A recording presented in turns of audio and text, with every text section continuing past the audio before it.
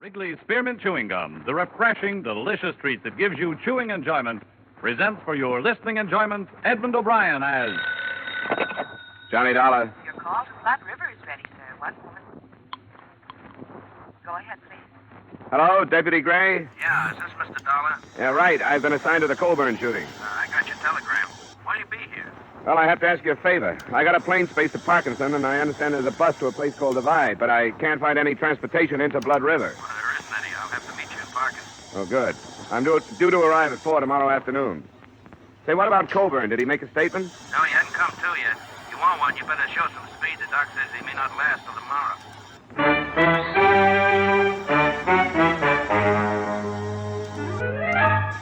The makers of Wrigley's Spearmint Chewing Gum bring you Edmund O'Brien in another adventure of the man with the action-packed expense account. America's fabulous freelance insurance investigator. Yours truly, Johnny Dollar.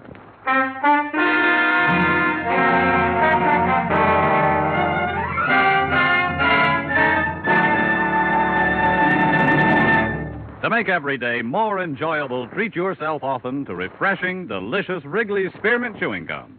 Here's a taste treat you can enjoy indoors, outdoors, at work, or at play.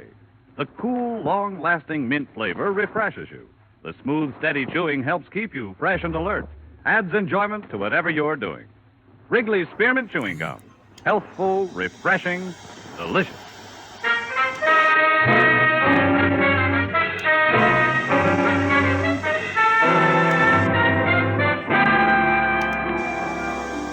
Expense account submitted by Special Investigator Johnny Dollar to Tri-State Life and Casualty Company, Hartford, Connecticut. The following is an accounting of my expenditures during investigation of the Blood River matter. Expense account item 1, $240, transportation and incidentals between Hartford and Parkinson. I was paged at the airport and given a note that directed me to St. Paul's Hospital, where I was met by Deputy Sheriff Tom Gray. They brought Colburn in here this morning, trying to pump some blood into him, I guess. Nothing like a hospital out in Blood River. Any improvement? Yeah, I don't think so. Slugs from a 45, 4 of them. If it was me, I'd have left him where he was. Moving him 40 miles didn't do him no good. What did this insurance company send you out for? Well, just a routine check. When a policyholder gets shot up, they like to know why and by whom. How much insurance do you have? $50,000 worth. Oh, I didn't know that. Who's it go to? Frank Colburn, a son, and Mary Colburn, a daughter. Oh. Do you have any leads, Sheriff? Leads? Oh, I got what the hired girl said. What was that? I didn't hear about it. Oh, she was a witness. She was in the kitchen that night. A man knocked on the door, asked for some grub. Old Colburn walked in, started to shoo him away, and the man shot him down. So you got him? No, not yet, but a posse's out hunting him. We'll find him. Come on, operating room's down this way.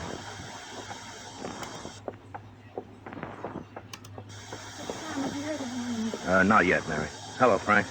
I didn't know you two were here. Yeah, we came in as fast as we could. This is Dollar. He's from your pa's insurance company back east. Miss Colburn, Frank.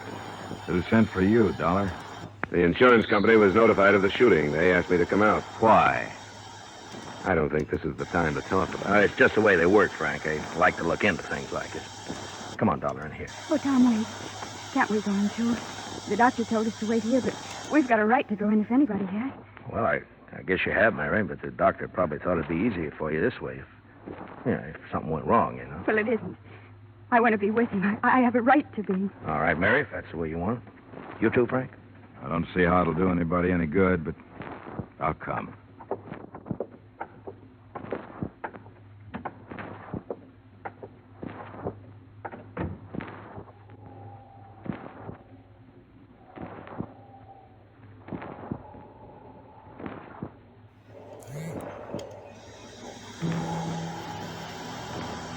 The son, Frank, was a huge man, well over 6 feet in his high-heeled boots.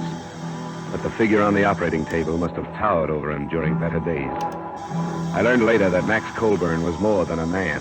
He was already a legend in the Blood River section.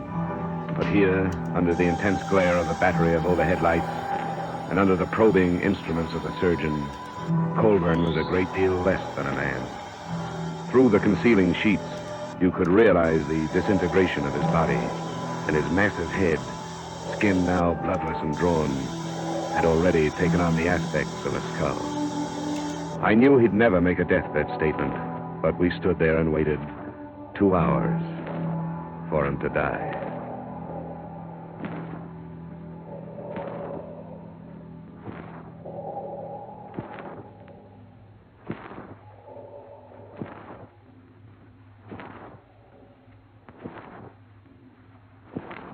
That's all, nurse. Jot down the time, please, and notify the coroner. Yes, sir. 6:15. Now, Mary, don't do that. It won't do no good. Oh, Tom, what'll I do? What'll I do? You'll be all right, Mary. Frank, take her out of here, will you? Come on, Mary. There's nothing anybody can do now. If it had been me, Doc, I'd never brought him in. Old Bull might have made it from Blood River. I'm sorry, Gray. He had to be moved. No facilities at all out there. That's your business, I guess. It was point-blank range, Gray. Multiple punctures of the stomach, single puncture of the right lung. He had to be moved. How do you do? Johnny Dollar, Doctor. Oh, I'm sorry. Dr. Fulton. Mr. Dollar is representing my insurance company. How do you do? I'm sorry I couldn't save him, Dollar. I know you did everything you could. Yeah. Who was it that shot him? Do you know? Not yet. I hope you'll find him. Max Colburn was a fine man. Yeah, the best. Now, what are you going to do now, Dollar? Go to Blood River? I'm still not satisfied about this thing. I'll put you up in my place. There's no hotel. Oh, thanks. I'd appreciate it. Well, nice to have met you, Dollar. Too bad it couldn't have been under better circumstances. You should never have brought him in. Well, he probably knew what he was doing. If you think he shouldn't have been brought in, why'd you let him? You're supposed to be the sheriff out here. Nothing I could do to stop him, Frank. No, and there didn't seem to be anything you could do before to stop it either. Oh, now, calm down, The Frank. county don't pay you to run around with my sister. If you'd been spending half the time on your job that you do with her, this wouldn't have happened. That's enough, Frank. Now, shut up. And if Mary don't know it's mostly your fault, I'm going to tell her. He's a hot-headed buzzard. Yeah, I noticed. Can we make it to Blood River tonight? Yeah, we can make it all right. Look, Dollar, I want to tell you something. It's a funny little place, only about 300 people in it. They aren't going to like you butting in. They don't like strangers. I'm used to that. Okay, as long as I told you. My Jeep is out in the back in the parking lot.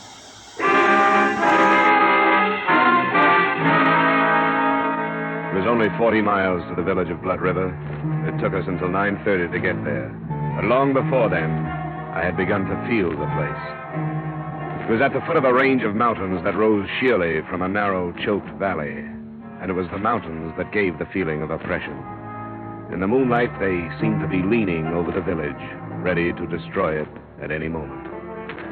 Gray had comfortable quarters in his cabin office. I slept fairly well. And the next morning, he drove me out to the village, to the Colburn Ranch.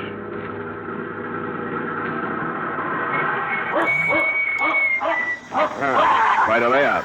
Only 400 acres now. Colburn used to own the whole valley. There's open range up in the hills there. Well, this is the best fattening range in the whole... Will you get away, Duke? That's all dangerous? Yeah, could be, I guess. He's the old man's dog. He knows something's wrong, but he don't know what. That's right, isn't it, Duke, boy? Yeah. Now, go away, go away. Go on, boy, go. Well, come on, we'll go up to the house. Our girl will be in the kitchen, I suppose. Oh, cut it out, Duke. He's all right. Now, shut up, will you? He don't see many people dressed like you. He's got nothing on me. I don't see many dogs like him. Millie, it's Tom Gray. I don't want to talk about it no more, Tom. I told you what I saw happen. Here's a man from back east. He wants to talk to you. Why? You tell him what I said. I did, Millie, but he wants to hear it from you. I see it all happen again. That's why I don't want to talk about it. But I will if I got to. Well, thanks, Millie. I'll make it short as I can. Go on, Duke. Now, you stay outside, boy. Go on, go on. There. Well, this is where it happened, Dollar. He's lying right there. This way with his head on the table. Two of the slugs hit the wall there. Hey, you see the marks? Yeah. Was he lying face up? That's right. Went over backwards. Shot from about here, I'd say. Is that right, Millie?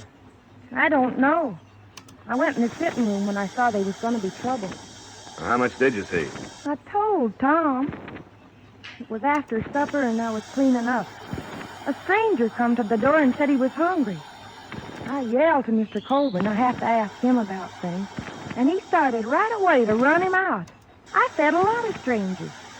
I never heard him act that way before. Did it sound like he knew this stranger? I couldn't tell. He started cussing at him, and I run in the sitting room and held my hands over my ears till the shooting. Then I screamed. According to the description you gave Sheriff Gray, the man was short, stocky, with dark hair and heavy eyebrows. Now, can you remember anything else about him? I can remember one thing more. He was wearing some kind of a coat and had a newspaper in one pocket. Would you recognize him again if you saw him? Oh, yes, I'll never forget him. Why haven't you caught him, Tom? We'll get him. Did you see him after you heard the shot? No. I run back in here and saw Mr. Colburn. Then I run outside, screaming. Randy come out of the bunkhouse. I didn't see the man. That's Randy Drew. He didn't see this stranger coming or going. Colburn's son and daughter, where were they? They wasn't here. I don't know where Miss Colburn was, but Mr. Colburn wasn't home yet from riding fence. Millie, What? you telling the truth? Yes. You aren't protecting anybody. Of course I ain't protecting anybody. Why should I do anything like that? Who would it be? I only asked, Millie. That's all I want here, Sheriff. Good enough. Thanks for the help, Millie. Yeah, it looks like it's going to storm. And how old is she? Huh? No, about 20, I guess. With a little work, she could be an attractive girl. She's peculiar. She grew up outside, but never quite did inside. How does she and Frankie get along? Pretty good, I guess. What are you driving at? Sometimes that stranger story sounds just a little too pat. Now, hold on. I take it that's the bunkhouse? Yeah, that's it. Now, how could somebody kill Coburn and then get across all this open yard before anyone ran out to check on the shooting? I don't know. I guess shooting out here don't mean what it does where you come from. Folks here do a lot of shooting. Well, Millie said she screamed. Yeah, it's pretty dark here, too. The mountains cut off the sun about 4 o'clock. Well, maybe so. I told you we found a gun in a ditch near here. She said she had a newspaper in his pocket. The gun was wrapped in one when we found it. Who's this? What? That looks like Charlie Baxter. Oh, yeah, it is. He was in the posse. Wonder what he's steaming that horse about. What's the matter, Baxter? We got the killer. We found him a Silver Scar. Oh, well, good. Where's he now? Bringing him to your place. It's Elmer Bryce. He came back? You better get in there. Right. You stay here and bring Millie in. She'll have to identify him. Use the truck. Okay. Let's get on back to town, Dollar. Who's Elmer Bryce? There used to be a hand here, just flunky. Kept the range string watered. Choked a colt to death with a rope, and old man Colburn darn near killed him. When was this? Oh, 2 years ago. You know, in 35 years of ranching, Elmer Bryce was the first hand the old man ever had to fire. Folks around here ran him right out of the country.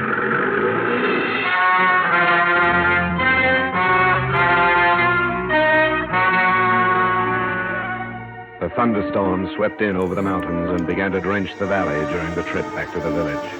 A group of maybe a dozen curious were huddled in slickers outside Gray's office waiting for a look at the prisoner. He arrived by car, went through the formalities of arrest, and a few minutes later, Colburn's hired girl walked into the office and faced him. That's him. He's the one. You swear on the Bible, Millie? Yes, I could never forget him. Okay. You can go on back to the ranch. Thanks for coming in. I'm glad they caught you. Oh, Millie. When they kill you, maybe I can sleep without seeing it happen all over again. That's enough, Millie. All right. Hey, you want Millie? Well, Bryce, you're under arrest. Anything you say will be used against you. I didn't kill him. Do you deny being at the ranch? I was at the ranch, but I didn't kill him. Well, what did you do? I was hungry. I thought I could get something to eat. He owes it to me.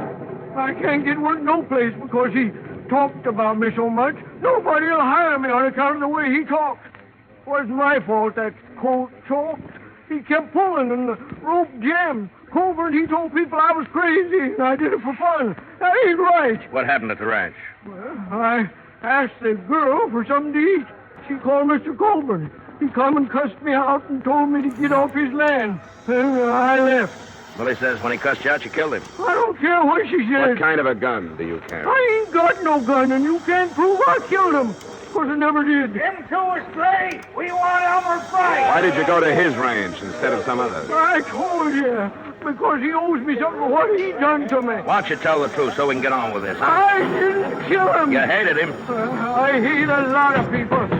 Listen to them. Who is it? What? Let me come in. Just a minute. All right, come in. They gathered fast, Gray. Must be near to 100 out there now.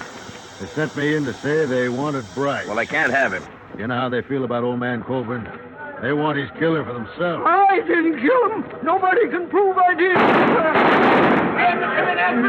I think you've waited long enough, Sheriff. You better get this man into a car and get out of here. All right. Come on, Bryce. On your feet. I ought to give you to him. I don't care what Give me a hand, Dollar. Sure, the faster we move, the better. Open the door, Baxter. Start out. We'll be right behind you. Elmer let's go. Move, Bryce. Come on, move. Get to the car, Bryce, quick. Now go home, folks. Anderson there, you go home. And Phil, you know better than to do this. Now go on home. Why? Get away, Leo. We don't need no outsiders. Ben, take care of this outsider. I got the killer. Use your head. This won't do any good. You ain't gonna stop it. There was no stopping us. I caught a last glimpse of Bryce's face as I went down into the mud of the street. Then there was nothing but hundreds of thrashing legs carrying the mob and their victim to a waiting truck. Blood River was in the process of living up to its name.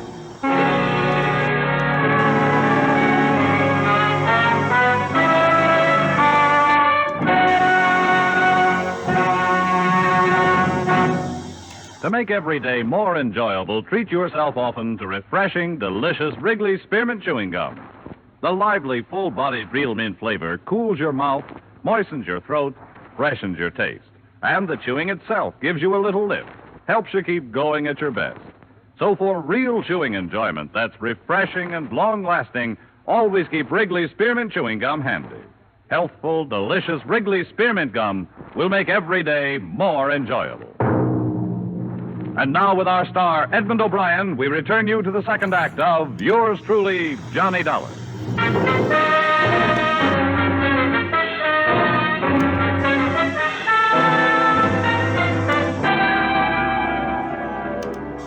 Deputy Sheriff Gray had fared worse than I. A boot heel had stunned him. So it was 15 minutes before we got underway in the Jeep. We found Elmer Bryce on the road to the Colburn Ranch, hanging from a bridge. We took his body back to the sheriff's office in the now silent village. You got to understand how they felt about Colburn before you can begin to understand their actions. I'll never understand. I've never been part of a mob. And neither have I. Neither have they. But this is something special. The old man is going to break up the rest of his land and parcel it out. He's done it before. He was loyal to the Blood River folk, and it meant they could have the land of their own. They could never afford it except the way he sold it. You're in a bad spot, aren't you? What are you going to do about this lynching? I'd like to call back the last hour and a half. That's what I'd like to do about it. Should have kept Bryce out of Blood River, but I didn't know. These people are my friends. I'll have to go into Parkinson and name as many of them as I saw. That's what you pay for wearing a badge. It's a lousy break. Is there anything I can do? I think I better strap on a gun. For the first time since I got this job. See there on the desk, the receipt I made out when I took Bryce's personal things? I better have that. Is it there? Yeah, it's here. Sheriff, What? what's this? Who signed this? Charlie Maxwell. He signed because Bryce couldn't write. That's his X just above there. He couldn't write. Well, no, he wasn't much for brains. You saw that. He couldn't write his own name, but he carried a newspaper around with him? Why? Just to have it handy for wrapping guns? Or did he learn to read without learning to write? Oh, it's going to be a strange kind of justice, Sheriff. If he was telling the truth and your village killed an innocent man, those that go free will live with that for the rest of their lives. I'll leave the Jeep with you. I'll drive Maxwell's pickup into Parkinson. Yeah, thanks. There's some of my clothes and boots you can wear. Better get out of them wet ones. And just take this advice, will you? Don't go throwing your weight around. It's going to send them crazy. Be careful. I'll be back after supper.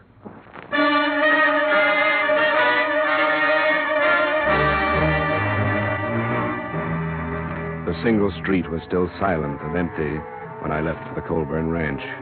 The mountains were closing in again. There should have been lights in the windows of the houses, but instead they were dark. And I could feel the eyes of the people who stood inside them, watching me pass. Finally, almost at the edge of town, a knot of men stepped from a doorway and waved me to a stop. Where's Tom Gray? He went into Parkinson What for?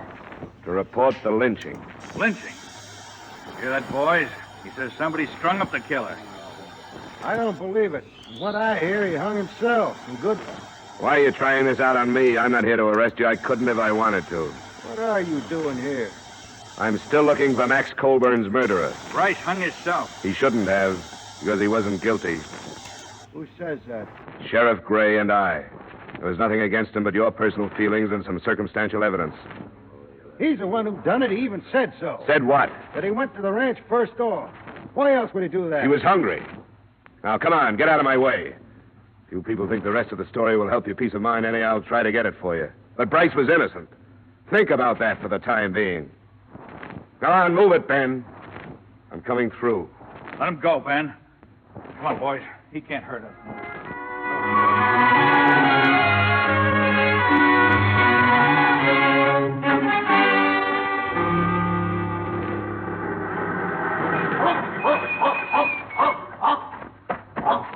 All right, boy, all right. It's all right. Come on. You're a good boy. Sure, it's all right. Yep, these clothes belong to a friend of yours.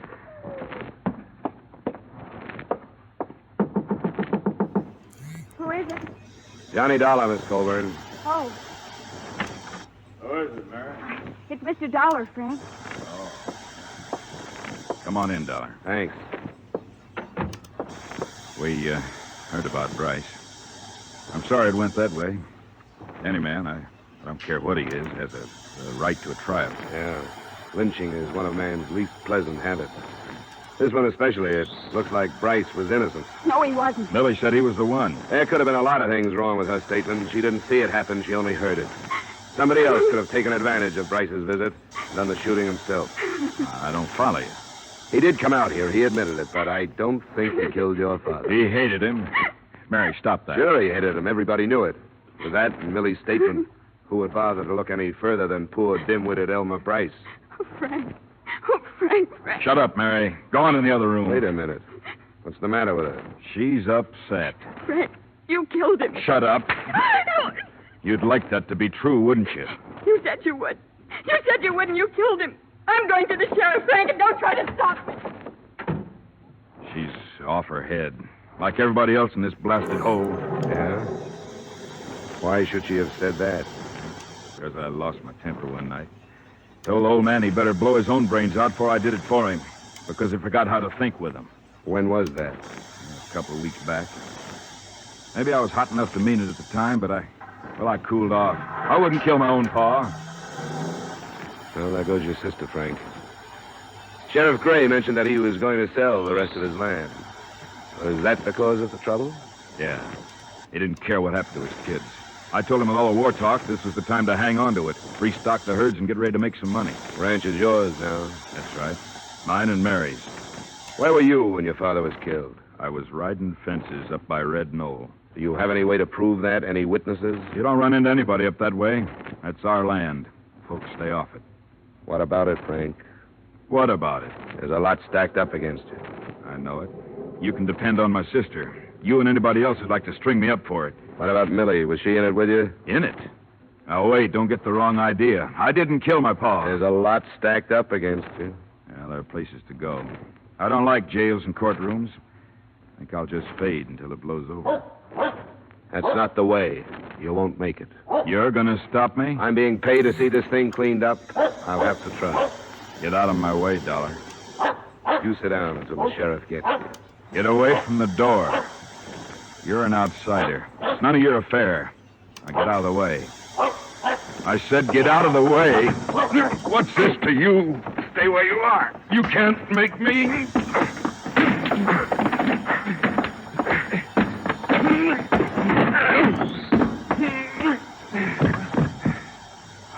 No, I don't want to have to kill you. So don't get up. Frankie, What do you want, Millie? What are you doing with that gun?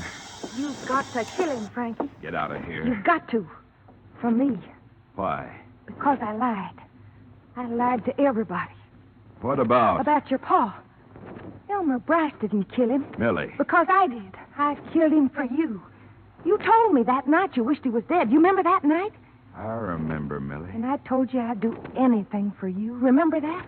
Anything. Yeah, I remember. I lied. Elmer Bryce came, but I stayed in the kitchen and heard everything he said. I knew he hated your pa, and after he ran away, I thought about it. You're crazy. I waited for a while. And when I knew nobody saw that man leave, I yelled to your pa again. And when he come in, I shot him. And that night, I threw away the gun. What's the matter with you, Millie? You know what's the matter. Now, you can't run off and leave me. You've got to help me. I can't help you. You've got to kill this man. I won't do it, Millie. Then you've got to take me away with you. I'm not going away now. I don't have to. I didn't have anything to do with it. This is the end for you and me. All right, sir. Hey, get down. Don't do it! Kill her. Drop it. Let her. All right. I did it for him. Now I don't care what happens to me. As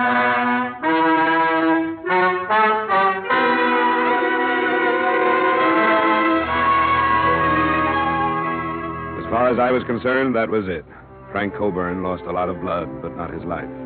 And his sister still had to live at the ranch with her ill-tempered brother. The hired girl who brought all this about was taken by the sheriff. When I left Blood River, the state had moved in to see what it could do about the lynching. But what that is, I don't know. The entire village was guilty of murder. What could anybody do about that? All I know is that the original murder was not committed with the idea of insurance fraud. And in spite of the mess I got into, that's what I was hired to learn. Expense account item 2, same as item 1. Expense account total, $740. Yours truly, Johnny Dollar.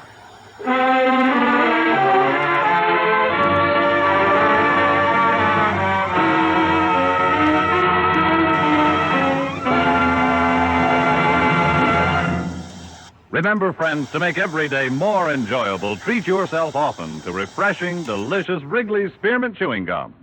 There's lots of cooling, real mint flavor in every stick. And chewing Wrigley Spearmint helps keep you feeling fresh and alert.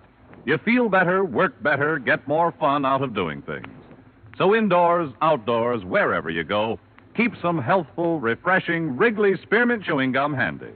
To make every day more enjoyable, treat yourself often to delicious Wrigley's Spearmint Chewing Gum.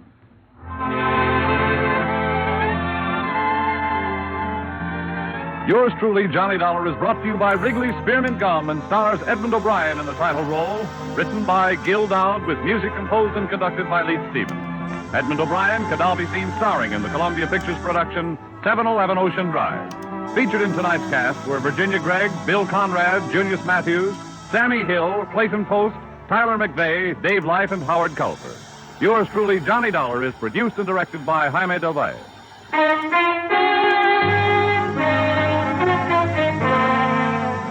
The makers of Wrigley's Spearmint Chewing Gum hope you've enjoyed tonight's story of Johnny Dollar and that you're enjoying delicious Wrigley's Spearmint Chewing Gum every day. We invite you to join us again next week at the same time when, from Hollywood, Edmund O'Brien returns in another adventure of Yours truly, Johnny Dollar.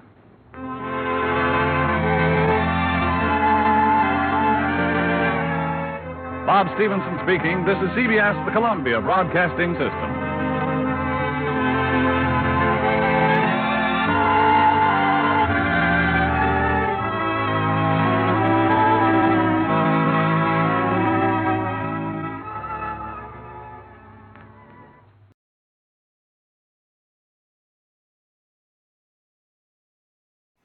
It's time now for Edmund O'Brien as Johnny Dollar. Hello, Dollar. This is Carter down at Tri-State Insurance. Yeah, I've heard of it. How are you, Bill? Fair. Listen, we have a vice president down here who has an idiot cousin selling insurance for us in New York City. Well, he's done it again. Did you call me for advice or sympathy? He just sold a $15,000 policy covering a pair of antique pistols for the trip from here to a buyer in Boston. Well, some of those old weapons are worth it. Well, these must be. That's why I want you to see that they get there. According to this Leonard Bonney, who brought the pistols this far from England, somebody tried twice to steal them. That we learned after he bought the policy. You take the job? Okay, Bill. And when can I talk to this Bonnie? He's at the doctor's, but he'll be back in my office in an hour. Doctor's? Yeah. The last time the thugs jumped him, they put a knife through his arm.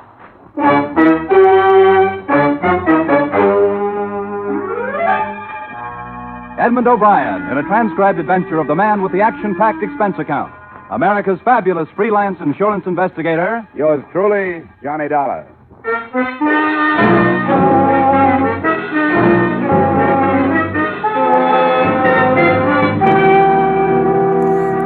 Expense account submitted by Special Investigator Johnny Dollar to Home Office Tri-State Insurance Company, Hartford, Connecticut. Attention, William Carter. The following is an accounting of my expenditures during assignment on the Queen Anne pistol matter. Expense account item 1, $1.75 cab fare from my apartment to your office, where I was introduced to Leonard Bonney, a tallish, badly proportioned man whose pasty complexion was just a shade darker than the sling that supported his left arm. Well, it's a pleasure, Mr. Dollar, a pleasure. Thanks. You've had a pretty rough go of it. That's right. And it's the truth that I'm glad to see somebody else taking the responsibility. You might tell Mr. Dollar about these attacks on you. Oh, yeah, I'll be happy to, Mr. Carter. The first time was in Liverpool before I boarded ship to come across. They came out from between two buildings near the wharf, 3 of them. They handed me a whack on the bean, and that's the truth. And before they could lay another hand on me, I raced off. Did you have the pistols with you? Oh, no. And I didn't have them in New York when another gang attacked me. They almost killed me with that knife. The pistols are here, Dollar. Would you like to see them? Yeah, I would. Here, I'll open the case. The box he opened was leather-bound and satin lined. 2 pistols nestled in it, graceful flintlocks with 10-inch forged barrels, upon which were engraved a coronet and a name so faint that I couldn't make it out. They're from the 18th century. They're worth £10,000 as a collector's item. Where do they go? Oh, to an antique gun shop at 272 Medford Street in Boston. Proprietor's name is Arthur Worthing. He's a British chap. He wears spectacles. You'll recognize him. Will you be coming with me? Me? I don't think no. I've had enough. I'll stay here and wait word from Mr. Carter that the pistols have got there safe. Oh, no. I've had enough.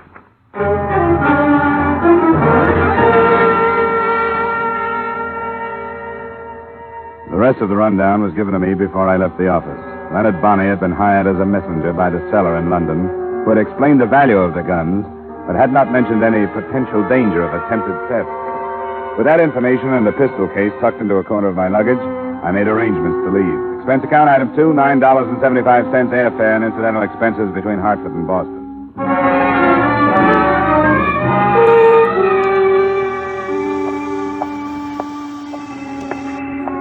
The address on Medford Street that Bonney had given to me was on the fringe of the retail district. There was a sign, and there were a few dusty weapons in the window. Good day, sir. Hello, are you Arthur Worthing? Yes, I am. My name's Dollar. I've been hired by the tri-state... Mr. Bonney telegraphed me to expect you. The package, sir. I see you have a package. Yeah, I have it. This is a day I have long anticipated, sir. There. 2 masterpieces from the shop of James Freeman, Norwich, circa 1705. Sir, are you a fancier of arms? Nothing antique. Oh, that's a pity, sir, a pity. Fascinating study. These pistols have quite a remarkable history. Fashioned during Queen Anne's reign and gave service during one of Europe's blackest eras. Yeah, they're pretty. But I like mine with less history and more shocking power. As might be supposed, sir, the English gunsmiths prospered during those stirring times, profiting by the constant demands for muskets and pistols to supply the good Queen's armies in Flanders. Ah, is that right? Well, I have a paper for you to These sign. weapons, sir, rode through the campaigns at the belt of an officer raised near Norwich. And if the truth were known, sir, more than one murder has been committed not only by them, but because of them. Tell me, sir, were you followed? Not that I know of. Now, if I could get your signature on this release, Just a moment, young man. I believe that the assurance policy purchased by Mr. Bonney is in effect until the pistols rest in the possession of the purchaser. Is that not correct? You're not the buyer? Well, unfortunately, sir, a price of $20,000 is a great deal too dear for me. Well, who is it then and where? A Mr. and Mrs. Jack Rollins Bride. Bride. Okay. Address? Yes, I'll jot it down for you just a moment. 8 Victoria Drive. Yeah, there you are. The large dress on the left flank as you approach it from the east. I think I can find it. Now give the pistols, Bride, and tell them that either Mr. Bonney or myself will contact them at the earliest opportunity. All right, I'll get back to you by phone.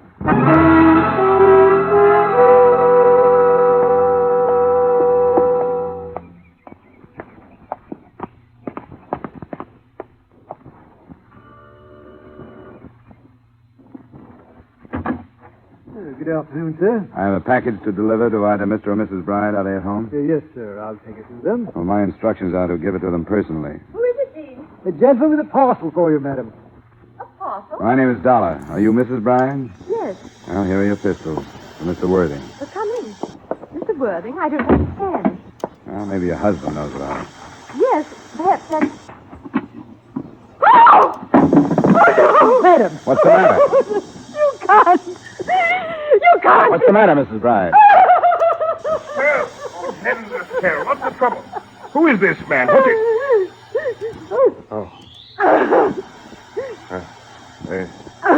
Take Mrs. Bride to her room, Dean. No, Jack. I want to know. What does it mean, Jack? What does it mean? Be quiet, Estelle. I'll take care of this. Come along, Mrs. Bride. I'll help you to your room and get you a bromide. Now, what do you want? No, I don't want anything but your signature on this paper, acknowledging your receipt of the pistols described therein. You'll get no signature from me. Here, let me see that. Hey, watch it, will you? Leonard Bonney. He's here in America. That's what he said his name was. I brought the pistols from Hartford to a man named Arthur Worthing. He sent me to you. Who's Arthur Worthing? I took it that you knew one another. He's a dealer in antique weapons. Yes, of course. Get out of here. Take this fake form and take your pistols. Go back to your Mr. Worthing. Your bluff won't work. Now, listen to me. I don't believe that Bonnie is here. I don't think he's still alive. Now, get out of here! I didn't bother to argue with him because, as far as I could see then, he was either terrified, crazy, or both. With the pistols, I took the shortest route back to Arthur Worthing's gun shop on Medford Street.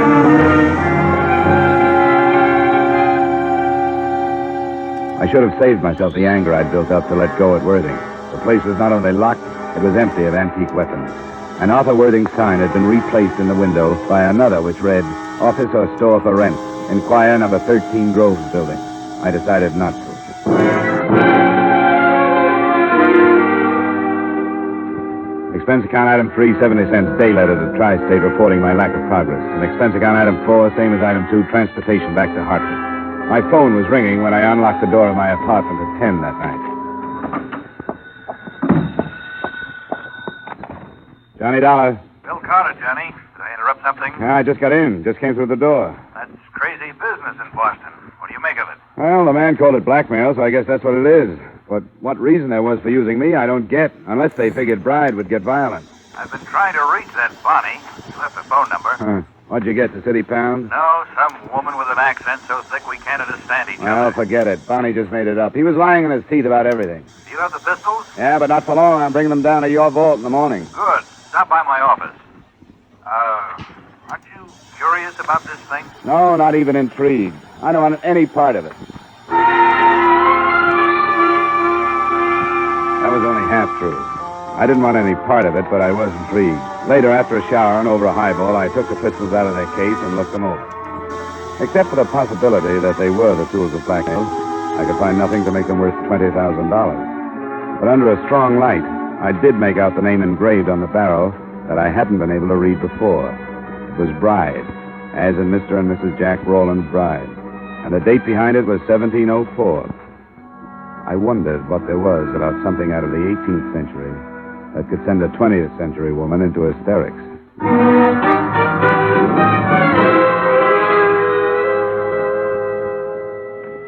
The next day, I saw the pistols put under lock and key, started to work on another case, and tried to forget the whole thing.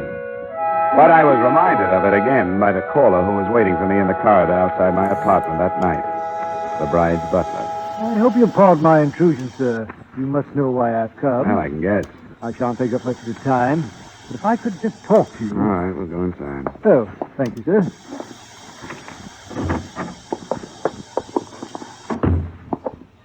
Sit down. Now, stand, sir. Could you possibly give me the pistols, Mr. Dollar? No. But why not, sir? Well, the main reason is I don't have them. Bride didn't seem to want them when I tried to give them to him. Oh, but he did, sir. If he balked at putting his signature on the form which described them, it would have become an admission that he had received them. What's he afraid of? I couldn't say, sir. He told me that he wouldn't be able to answer for the consequences if I failed to bring them back. What does that mean? Mr. Bride is a very violent and sudden man. Look, I'm through with the case. I turned the guns back to the company that insured them, and he can get them by going down there and signing that release. I beg of you, sir, get them tomorrow morning and give them to me. I can't. Possibly because they aren't there. It felt like a bee sting. Then I got a look at the vial in his hand and the needle. His expressionless face watching me became diffused and was streaked with flashes of red. I tried to reach for the face, but it swirled away and out of sight. I took one stumbling step after it. That was the best I could do.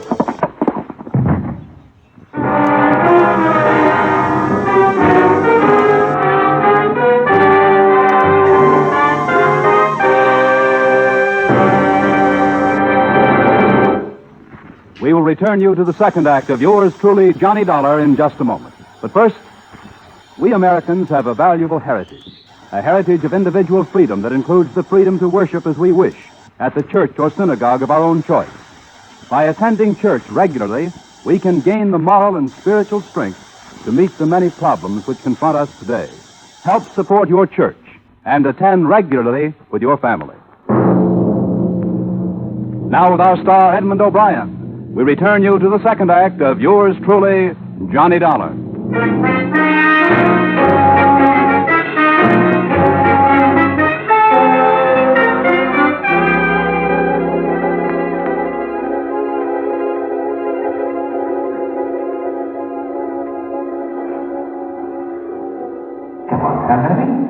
Come on now, laddie. Open your eyes.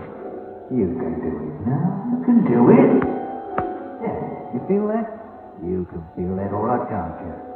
Come on now. You're all better now, aren't you? Now, hold on now. Don't slip away again. Wake up. That's better. I'm Mr. Bonnie. Remember me? Darling, none of that. You're all right. I'll put you on your bed. You're in your flat. Where'd you come from? That's a good thing. I came from somewhere. I've been playing touch and go with you since 6 o'clock. First you'd come to, and then you'd go again. Which time? What time is it? Past 9. Yeah, you drink some of this. I looked for some tea, but I couldn't find any. I'm not too handy at making coffee. Is that hot enough? Yeah. Oh, now, what happened to you? I don't know. Dope. He jabbed me in the arm. Who was he? Bride? Oh, come on, leave me alone, will you? Oh, no, you don't. I've had enough of this. You stay awake. Come on now.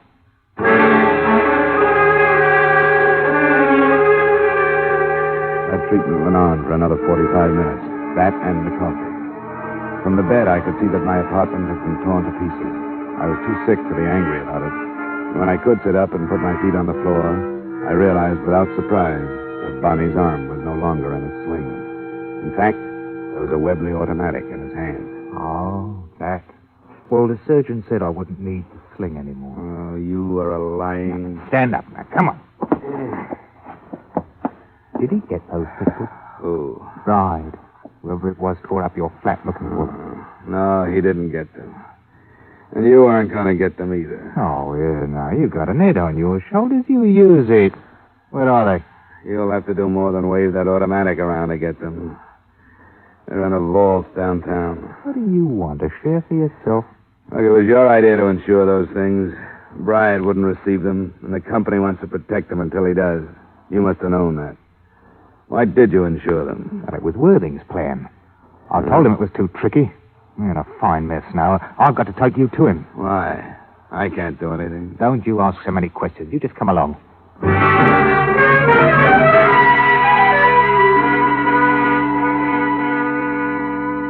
He gun-muzzled me out of my apartment and into a car. If I'd been in better shape, I might have been able to break away from him. But with my system still full of dope, I didn't have either the will or the energy for a try. I only half remember the trip, but the end of it was a shabby hotel within earshot of the harbor in Boston.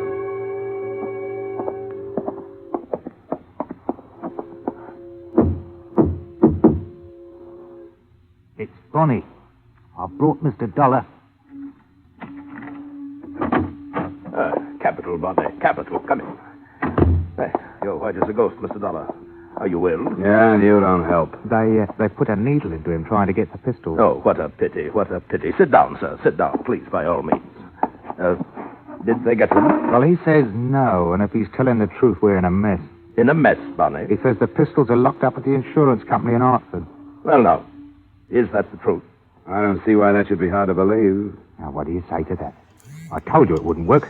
You and your complicated plans. Now we've lost the whole thing. Nonsense, Bonnie, nonsense. Why, actually, the pistols are of no consequence whatsoever. Well, they were important right enough in London when we talked about coming here with them. Of course they were, Bonnie, but now they've served their purpose. The brides have seen them. You have spoken to them on the phone. It only remains for you to collect the money. The end of the past, Bonnie. Well, I think we need it. Well, Mr. Dollar, it suddenly occurs to me that I have spilled the beans, as you, Yank, so quaintly put it. I've told you the truth. I don't want to know the truth. Why don't you keep quiet, Worthing? That's a good idea. Until I get out of here anyway. Bonnie, stop him. Look, I have no place in this. Just leave me alone. Bunny, stop him, or everything is lost. All right, me bucko, come on back. Now, get away from me. Come on. You don't feel so good. I hate to make you feel... Whoa! There. That's right now. Back in the chair. What do you want? You want me to know what's going on? I do. Blackmail. Yes, of the grossest sort, sir. We shall be handsomely paid by the brides to keep secret a 2-year-old murder of which they are guilty. I don't care. Why don't you keep quiet, Worthing? Well, Mr. Dollar? If you expect me to be surprised, I'll have to disappoint you. What else could it be? But why were you stupid enough to think that he'd sign that release? Yes, I shall have to admit that my sights were too high. But a signed admission... It was such a devilishly clever scheme, I was forced to have a try at it. And why keep me involved in it? Because you are a witness, so to speak. Now, be patient, sir. After being dragged into the lives of people I don't know and don't want to know, after being drugged and knocked around by your gunman? Enough of that. And now, Bunny, the hour to strike has come. I will meet the brides. Here.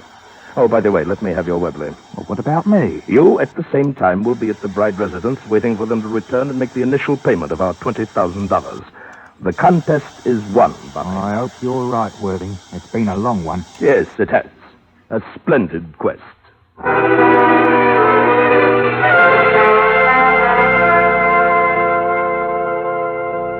He made a phone call to the brides, and Bonnie left. Worthing concentrated on the Webley automatic while we waited, and I concentrated on my head. By the time the brides arrived an hour later, I was almost able to stand without staggering. Well. Mr. and Mrs. Bride, late of Norwich. Our paths at last cross. Please come in. I am Arthur Worthing. You don't know me, but I assure you that you will. Oh, you remember Mr. Dollar? Yes. We should hardly forget him. Yeah, you're not alone there. I'm afraid I have most distressing news for you, Mr. and Mrs. Bride. I shall be unable to make deliveries since Mr. Dollar has gained possession of the pistols and steadfastly refuses to part with them. He is a veritable thorn in my side. Do you expect sympathy from us, Mr. Worthing? Well, indeed, I expect nothing of the sort. No more than your uncle, the Duke of Pembroke, would have expected from you had he known your true thoughts before you had him murdered. Are you lecturing, Worthing? You're planning to profit from the same death. Yes, quite a profitable death to everyone but the poor Duke. The estate fortune to the brides and to the others of us who nibble at the edges, a small share. Even you, Mr. Dollar, earned a penny or two. Cut this short, will you? It's a little too thick for me. Well, Mr. and Mrs. Bride, you both understand the terms that Leonard Bonney and I have decided upon. We, in turn, agree to maintain complete silence in regard to your part in the murder of the Duke of Pembroke between 6 and 7 p.m., 8 October 1948, at which time, according to knowledge shared by us, a killer hired by yourselves did shoot said Duke to death. How can we be sure if, as you tell us, Dollar refuses to give up the pistols? Mr. Dollar? Leave me out of this. An unfortunate situation, but one of minor importance. The theft of the pistols has become, according to your plans, the generally accepted motive for the murder, in view of their extreme value, and since they did indeed disappear. But who would correlate them to the true story? Oh, Jack, we could never be sure. Quiet, Estelle. My word will be kept. But, Bonnie, I readily admit I do not know. The proof of your guilt lies with him, and he may decide that he needs more money one day. But the negotiation's at hand. The cost to you, $20,000. $5,000 to be paid tonight to Bonnie, who now awaits you at your residence. The rest within the next 7 days. Oh, I didn't see how it's going to be possible. Oh, come now. Surely, rather than sacrifice the gracious life the Duke's fortune is affording you... I don't know. The time is so short. We'll manage it still. There must be a way. We have the 5,000. Bonnie will be waiting for you. Now Mr. Dollar has heard the story. What good is buying your silence? But first he knows, then someone else knows, and someone else... I can't stand it! In heaven's name, Bride, do you want the police to descend upon us? Then we all would be lost. All but Leonard Bonney. I'm going to the police. I want them to know. Stop it, Estelle. Take her now and go meet Bonney. Come along, Estelle. We'll go home. Convince her, Bride, that there is no reason to fear Dollar's knowledge. I have my own plans for him. Worthing's success made him careless. Calling his orders to the brides, he was a quarter turn away from me. As soon as the door closed, I moved.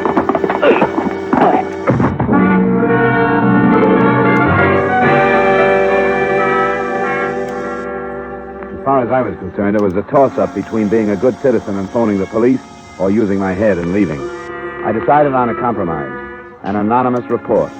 I leaned over him to double-check his name and started through his pockets. His inside coat pocket gave me a week-old receipt for the weapons with which he dressed up his phony gun shop. His wallet held some money, but no identification. I patted his side coat pockets. They were cluttered with the usual men's debris and nothing else. But I patted the empty pockets again, and down at the bottom of the right one, I felt a thin, rectangular object. It was inside the coat lining. I got my fingers into the seam and ripped. The object was a card set into a plate of transparent plastic. It said, Arthur T. Worthing, Inspector, C.I.D., Scotland Yard. Oh, the devil.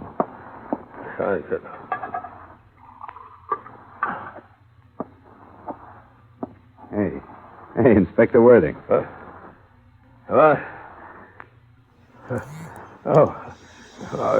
say, that was rather...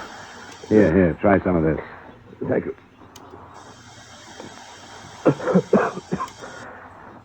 Well, I must say that you're an extraordinary ally, Mr. Dollar. It would help, if your allies knew they were allies instead of pigeons. You want to try and get up?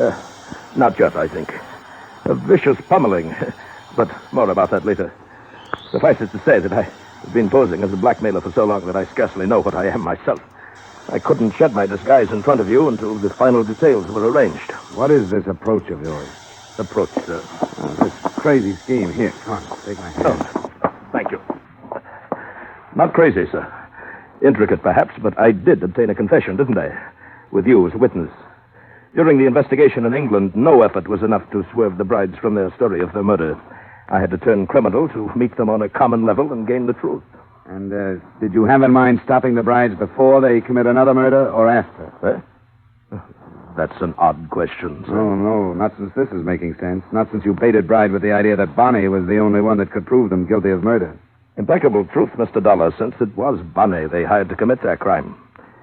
If the brides were apprehended at the scene immediately after they had murdered that miserable little cutthroat known as Bonnie, well, then, they'd be hard-pressed to find a valid reason for not confessing to the original murder of the Duke, would they not now? I think you softened the wife up to the point where she'd spill. Yes, by Jove, I believe you've hit the nail squarely on the head. We'll phone the police to go there. I think you hit the same nail on the head when you palled up with Bonnie and talked him into coming over here with blackmail in mind. Yes, you're right. This has been a personal matter. The Duke of Pembroke was my friend. As I said, nothing could be done in England, so here I am.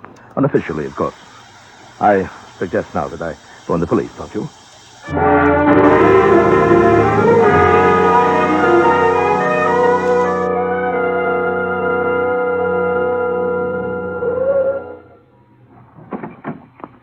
Here you are, driver. Keep it. Thank you, sir. Good night, you.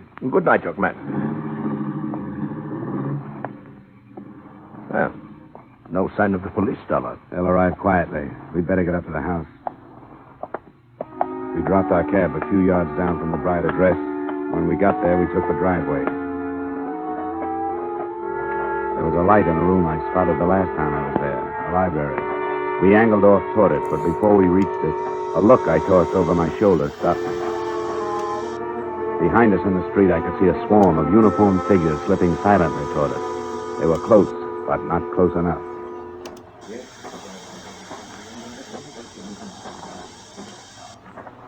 Now, boys, now, don't do it.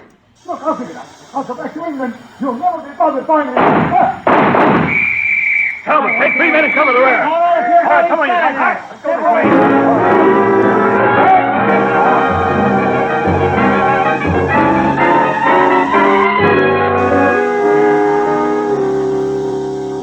The inspector got what he wanted, the murder of the gunman Bonnie and the arrest of the brides. Justice is supposed to move in straight, formal lines. When that kind misfires, I guess it's cricket to go devious. He brought a victim as well as a motive clear across the Atlantic to set up the playoff scene. Expense account item 5, same as number 2, transportation back to Hartford. Item 6, miscellaneous. You'll have to admit I deserve something for what I went through. $150. Expense account total, $365.35. Yours truly, Johnny Dollar.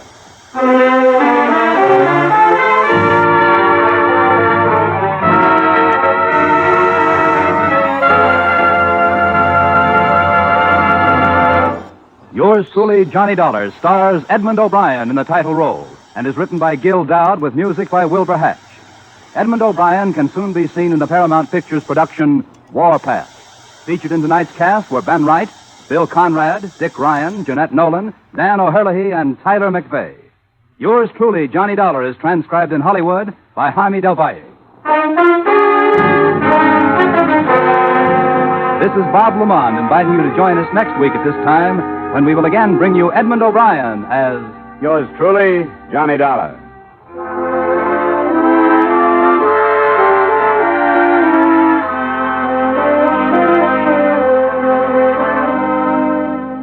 Every Saturday night, Americans from coast to coast play Sing It Again. Do you?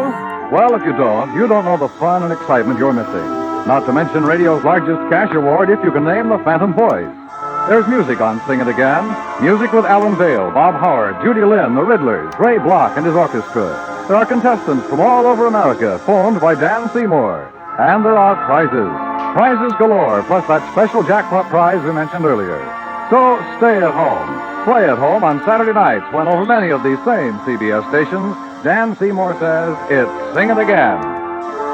Stay tuned now for Von Monroe's Caravan, which follows immediately on most of these same CBS stations.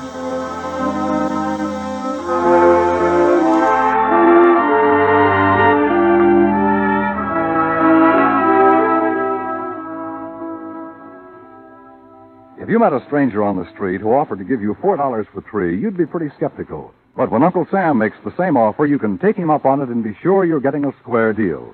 By investing your money in United States savings bonds, you'll get that extra dollar profit when the bonds mature. Buy your bonds through the payroll savings plan where you work or the bond-a-month plan where you bank. This is CBS, the Columbia Broadcasting System.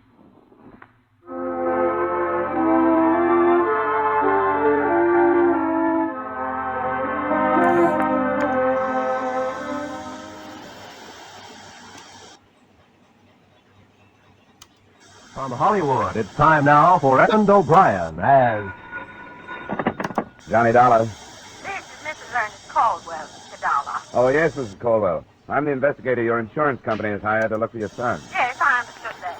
Thank you. Howard is dead, Mr. Dollar. When did you learn this? I don't have to learn.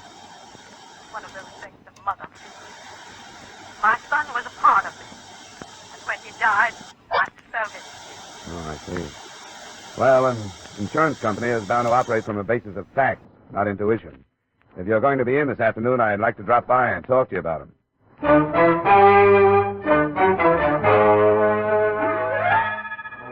Edmund O'Brien in another adventure of the man with the action-packed expense account, America's fabulous freelance insurance investigator. Yours truly, Johnny Dollar.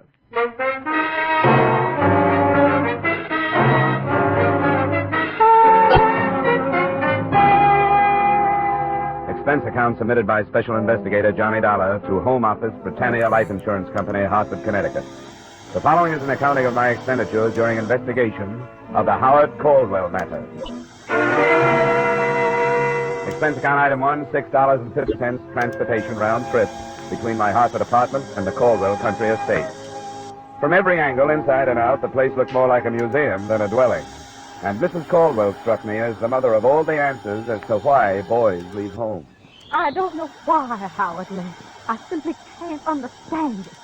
No mother could have been more devoted than I. Except at school, I never left him alone for a moment. I made him share everything with me. I protected him and I advised him. And yet... Yeah. Well, now let's get these facts in order. Name, Howard. Age 23. Left here for San Francisco, California about a year ago. What was he doing in San Francisco? Oh, he was studying to be an artist. In a rather deceitful way. He knew I didn't approve. He told me he wanted to go to the coast to see a football game. Then he wired me that it had been delayed. And the next thing I knew, this letter arrived, saying that he'd met some people out there, that he didn't need any money, and that he'd enrolled in this art school. I didn't believe it. I knew he was in trouble then. What's the name of the school? The Orlando School of Art. I wrote and begged him to come back. And he answered that he thought it would be better if he didn't. As if he were being threatened.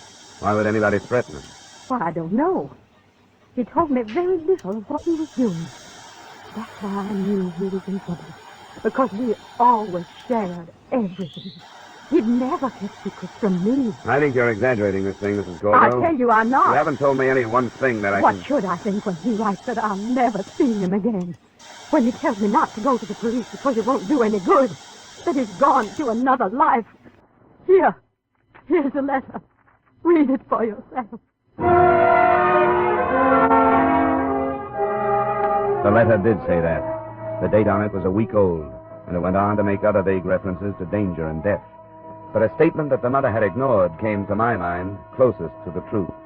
Howard Caldwell had written, "If I had been mentally equipped for life as other people are, this wouldn't have happened, and I could have lived."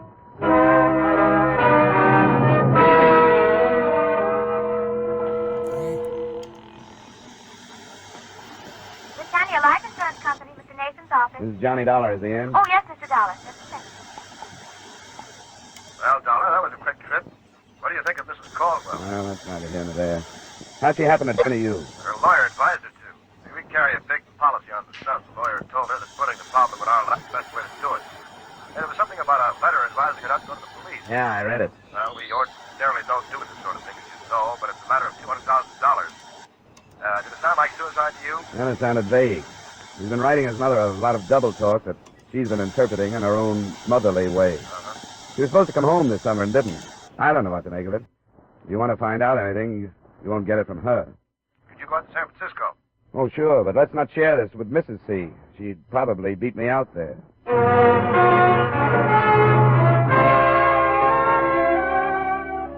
Expense account item 2, $200 airfare and incidental costs, Hartford to San Francisco. Expense account item 3, $170 cab fare from my hotel, the Bellevue, to the last known address of Howard Caldwell. A brownstone in a row of brownstones on Taylor, a street that climbs one of San Francisco's 7 hills. The apartment house manager was in and would oblige.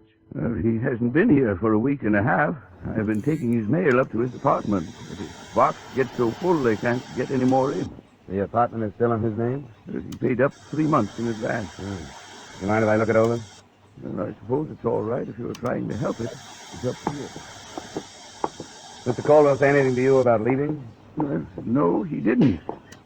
I hope there isn't any trouble. But you'd think he'd come for some of his clothes if there wasn't, wouldn't you? They're still here?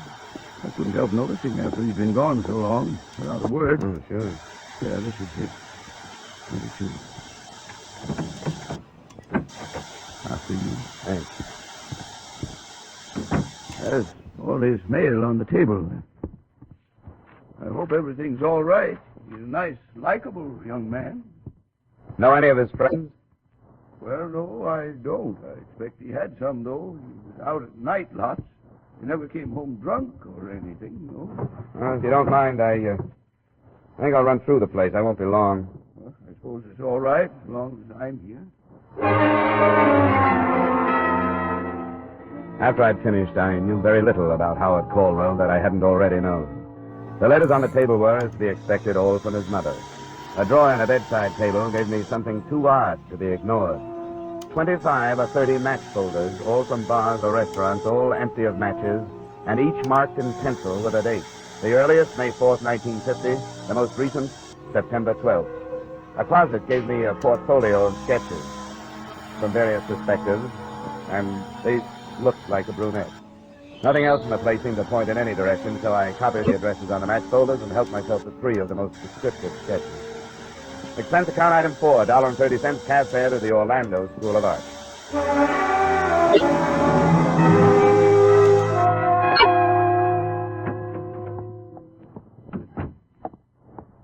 How do you do? I'm Beatrice Orlando. Did you wish to see me? Yes, I'm a private investigator from Hartford, Connecticut. I'm here trying to locate a student of yours. Howard Caldwell. Oh, that's right. You're fast. Not at all. I take a personal interest in my student. It was so strange the way he just stopped coming to class. He was doing so nicely and seemed to enjoy his work. Is he in trouble? I don't know.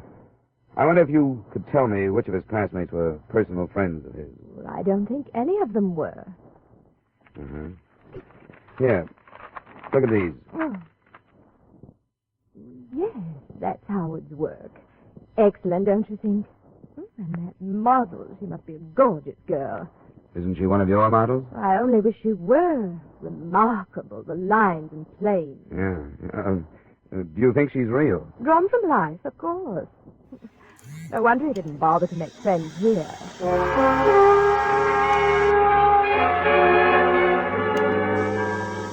Expense account item 5, $45 the enclosed bar tab. That night I started making the rounds of the addresses I'd copied from Howard Caldwell's collection of dated match folders. They led me from San Francisco's North Beach section to another area called the Mission, across the bay to the city of Oakland, and back to San Francisco. The only pattern I could set up was that none of the joints were worth remembering. They were neighborhood bars, as a rule, and the routine in each was about the same, except at the one called the stop sign. Hey, the drink all right, mister? Yeah, it's fine.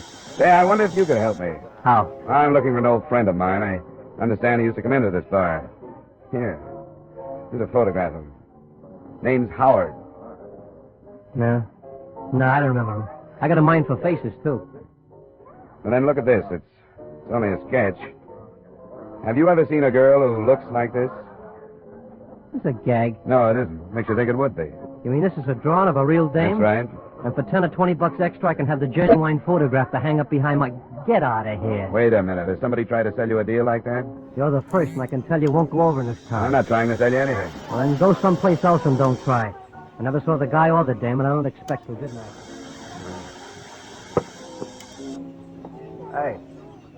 Hey, let me see a picture, will you? Sorry, Mac. It's private. Wait a minute. Maybe I know who she is. Why should you? Because I know everybody that comes to this bar. If her boyfriend's name is Howard, I bet I know her. That's what I said it was. Did you say it was Caldwell? Where can we talk? Come on, let's go.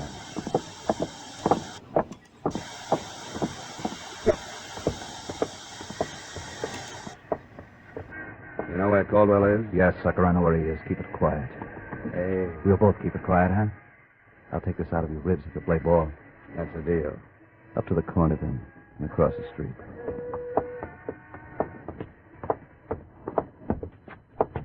Now across that parking lot. The yellow club coupe.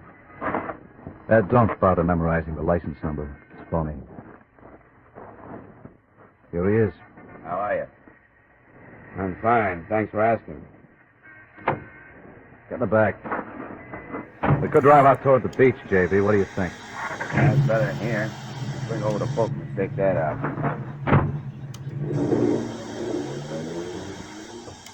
How'd you get the addresses of these bars? How did you find out about me? We've been waiting for somebody to show us. Been watching in his apartment. We saw you go in and then tailed you to that school. Is Caldwell alive? Yeah, but he won't stay that way if people start spying. Why not? Who hired you?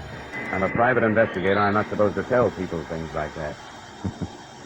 We aren't getting any place, are we? Now, look, from where you sit, how is it going to hurt you to tell us? You're working for the old lady? His insurance company. They carry a policy on him. Well, lay off, JB. It's not funny. The devil it is. Stupid jerk. Watch it, JB, will you? I've only got one thing to say, though. Stop looking for him. Leave things the way they are. I'm giving you the best advice anybody could. Drop it. Go on home. Can't do it. I'm stuck. You ought to understand that. It's my business. If I give up on one job, I'll never get another. Yeah, I guess you got a point at that. Drive him back to his hotel, JB. It's Bellevue, isn't it?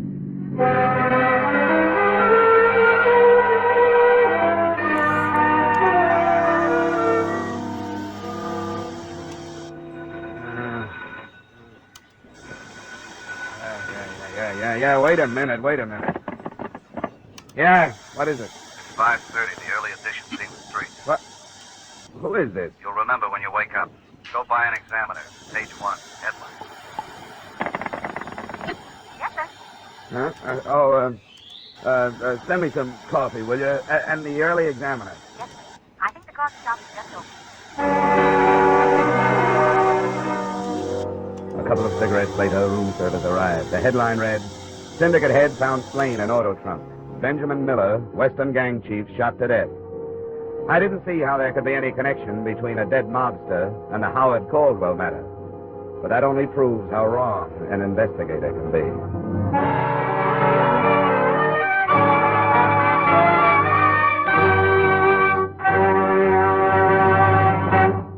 In just a moment, we will return to the second act of yours truly, Johnny Dollar, starring Edmund O'Brien. But first, some more of radio's greatest stars check in at CBS The Stars address this Sunday night. The first you'll hear are Amos and Andy. Then, a little later this Sunday, we'll welcome Red Skelton back from summer vacation. With Joey Adams, Eve Arden, Jack Benny, and Corliss Archer already on hand to bring you great comedy, be sure you add Amos and Andy and Red Skelton to your Sunday night listening date, starting this Sunday over most of these same CBS stations. And now, back to our star, Edmund O'Brien, and the second act of yours truly, Johnny Dollar.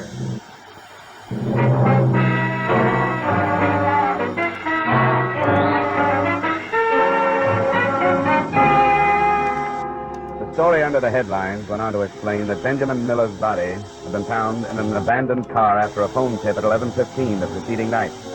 The young chief had been shot to death approximately a week before. It was feared that an underworld war would be touched off by the killing, since Eastern operators allegedly had threatened to force Miller out of business on the West Coast. The police had decided to play a waiting game. No lead in all that. But on page 4, there was a picture. Ben Miller in happier days.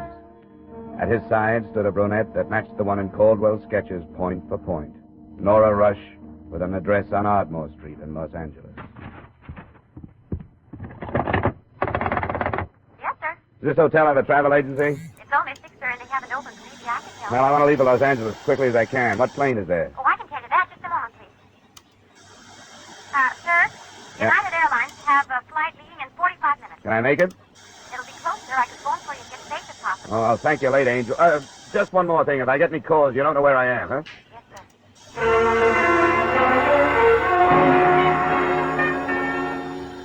Expense account item 7, $5 cab fare and $5 tip for a taxi driver who got me to the airport in 20 minutes. Item 8, $20, United Airlines to Los Angeles. And item 9, same as 7, taxi trip to Nora Rush's Ardmore Street address. I arrived there at 9:15. She was still in a robe when she answered the door, but the trace of makeup, which was all she needed for her face, and the soft hairdo, made me wonder if she was expecting me. There's certainly no reason to be anything but truthful. Yes, I've been expecting you. Won't you come in, Mr. Dollar? Thanks. Come in here. You have good friends in San Francisco. Yes, I have. Very good friends. Just put your coat any place and sit down. Thank you. Well, then I take it they've told you why I'm on the West Coast. Yes. You've come to look for Howard Caldwell. There's coffee. Would you like some? No, thanks. I'll have plenty. Do you know where he is? No, I don't. No, I don't know where he is. I don't know. Oh, come on now. Stop that. Why did you go? Why did you go?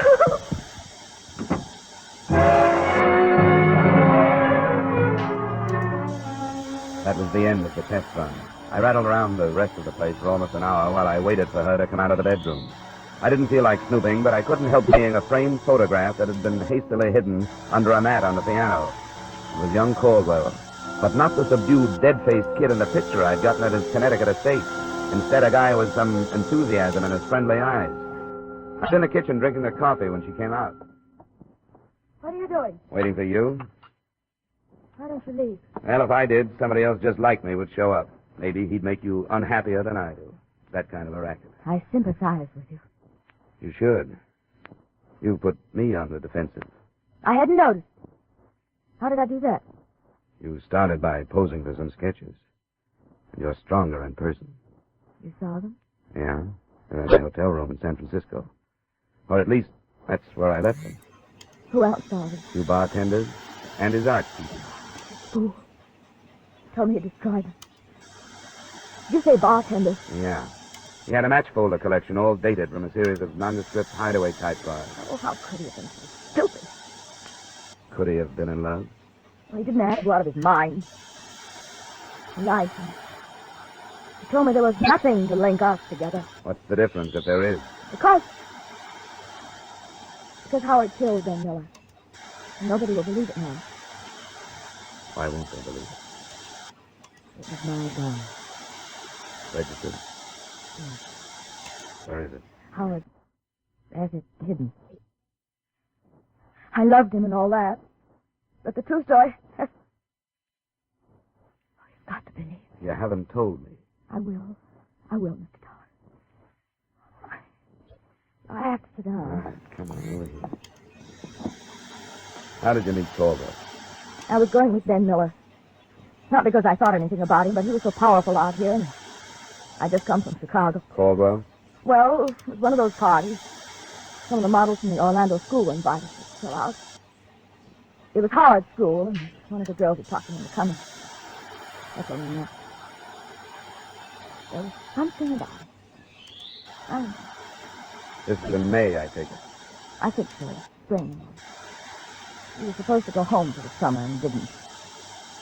I'd meet him in these bars, and he'd come to my place, and Ben was out of town. He wanted to sketch me, so... But it's not important. Ben saw me meet him and followed us to my apartment. This was at your place? You had an apartment in San Francisco? Yes. Ben hit me, and Howard went for the gun and killed him. He knew where you kept the gun? Yes. Why? Because- How did he know? In case he ever needed it. Miller's body was found stuffed into the trunk of a car. You don't believe me, do you? Well, there are little things like how did he manage to get the body into the trunk of that car, and how did he manage to steal the car? I'll tell you. He had help. Everybody knew that combination from the East was moving in on Ben, and killing perhaps.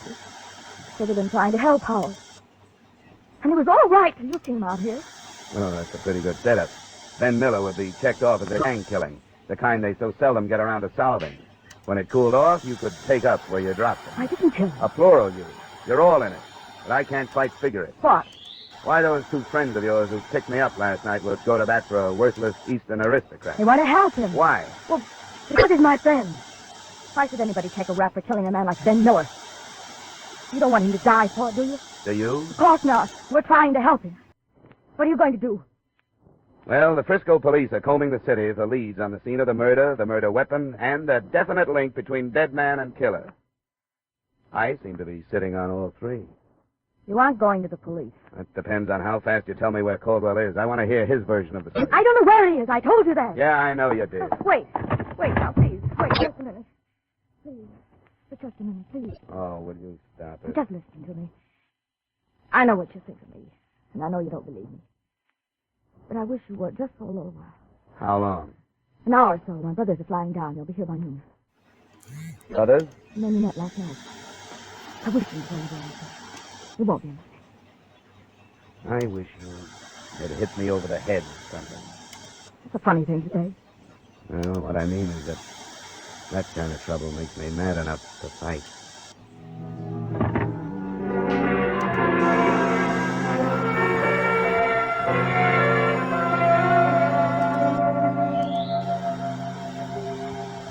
Here they are, Johnny. I'll go. Wait a minute. Sit down. We're back in Johnny! business again, gorgeous. Sorry. All right, go ahead, you stubborn jerk. Come in. Where's the other one? Hey, Frisco. Sorry I couldn't get here faster, honey. Are you all right? I'm all right, Al. Did you tell them how it happened? Yes.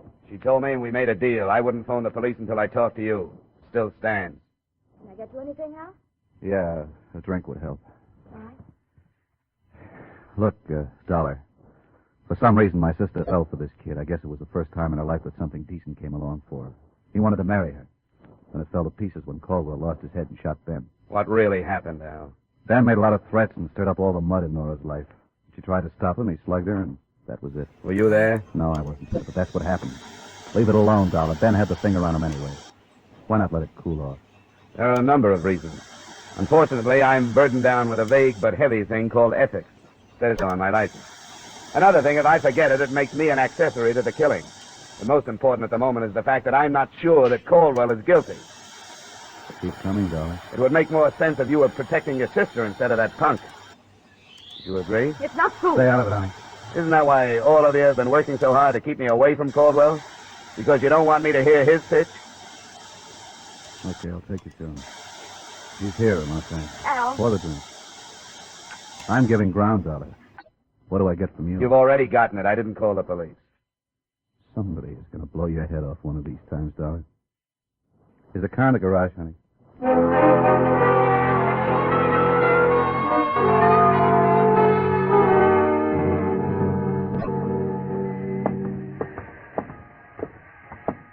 This is it. Upstairs. Quite a come down for a Scion type. That's a good spot for him. You could live in this part of town for 100 years, and nobody would know who you were or what you were unless you wanted them to. Up front here. Howard. Howard. It's Al, Howard. Howard. What about it, Al? What's this? They told him not to leave. No clothes. An empty room, Al. Where he was. You can check downstairs. He used the name Harris. Save it, Al. There's only one place we'll go, to Nora's. I'll try the rest of this without you. You've got nothing but a mouthful of lies. I don't want any more of them. Come on, get out of my way.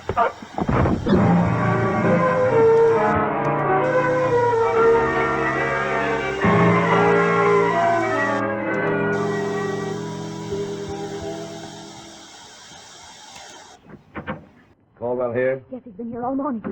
He came right after you did and hid outside. He's like a crazy. Where is he? In the bedroom. You stay here. My first sight of the all-important Howard Caldwell was not a pleasant one. He was face down on the bed, his head buried in a pillow, and his body shaking with sobs. It took 30 minutes of treatment, some of it not too gentle, to get him into a chair in a reasonably sane state. I'm glad you came. I'm glad you found me. I'm glad to talk to somebody who isn't stupid. I want you to calm down, Howard, and tell me what happened. What happened? You know her. I do. She didn't want to marry me. She wanted to marry my respectable name. Money. Who killed Ben Miller? I did. I killed him because I didn't know what else to do. Because I lived with these people, these low-class people, and I began to think like them. Because I've never thought to myself all my life. I've never done anything before. Anything. I killed Ben Miller, and it's the only thing I've ever done. All by myself.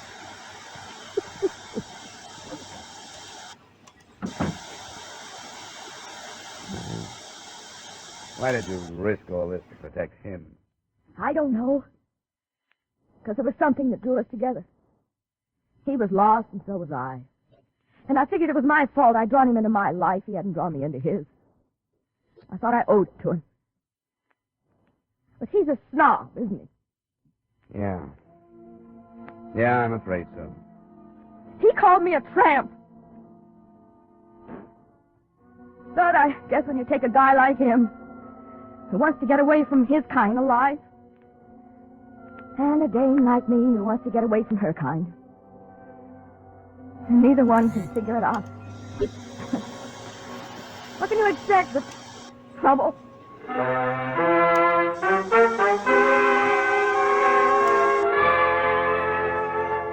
I guess she summed it up as well as anybody could. I turned him in for murder, and those who try to help him as accessories. It's for the legal brains to decide whether the policyholder will live or the executor. Expense account item 10, $200, miscellaneous. Item 11 is item 2, transportation back to Hartford. Account total $1,050. Yours truly, Johnny Dollar.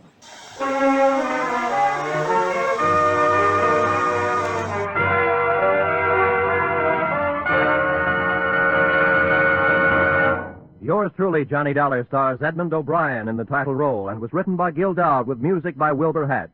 Edmund O'Brien may soon be seen in the Paramount picture Warpath. Featured in our cast were Lorene Tuttle, John McIntyre, Bob Sweeney, Hy Averback, John Daner, Gene Bates, and Jeanette Nolan. Yours truly, Johnny Dollar, is produced and directed by Jaime Del Valle.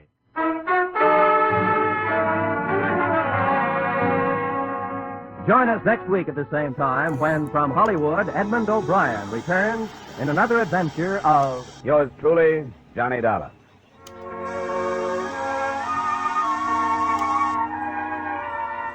This is Roy Rowan speaking. Stay tuned now for Vaughn Monroe's Caravan, which follows immediately over most of these same CBS stations. This is CBS, the Columbia Broadcasting System.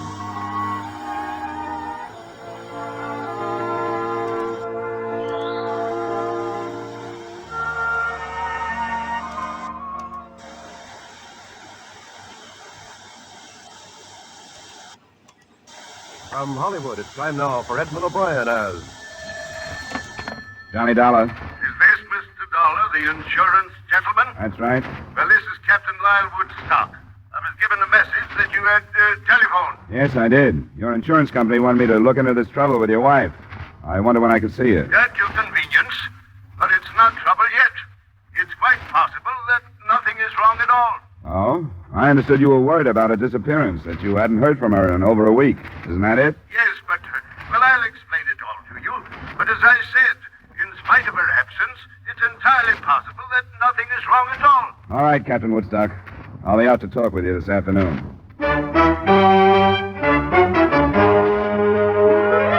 Edmund O'Brien in another adventure of the man with the action-packed expense account, America's fabulous freelance insurance investigator. Yours truly, Johnny Dollar.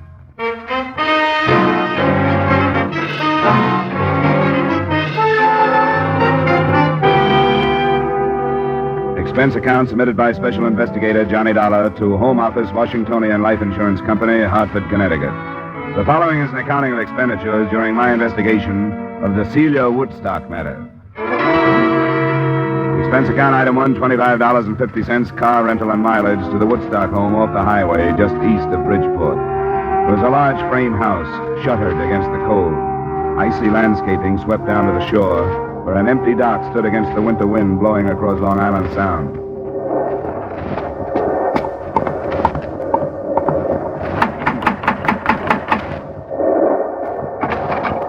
Captain Lyle Woodstock, please. Yes, you're Mr. Dollar? That's right. Come inside.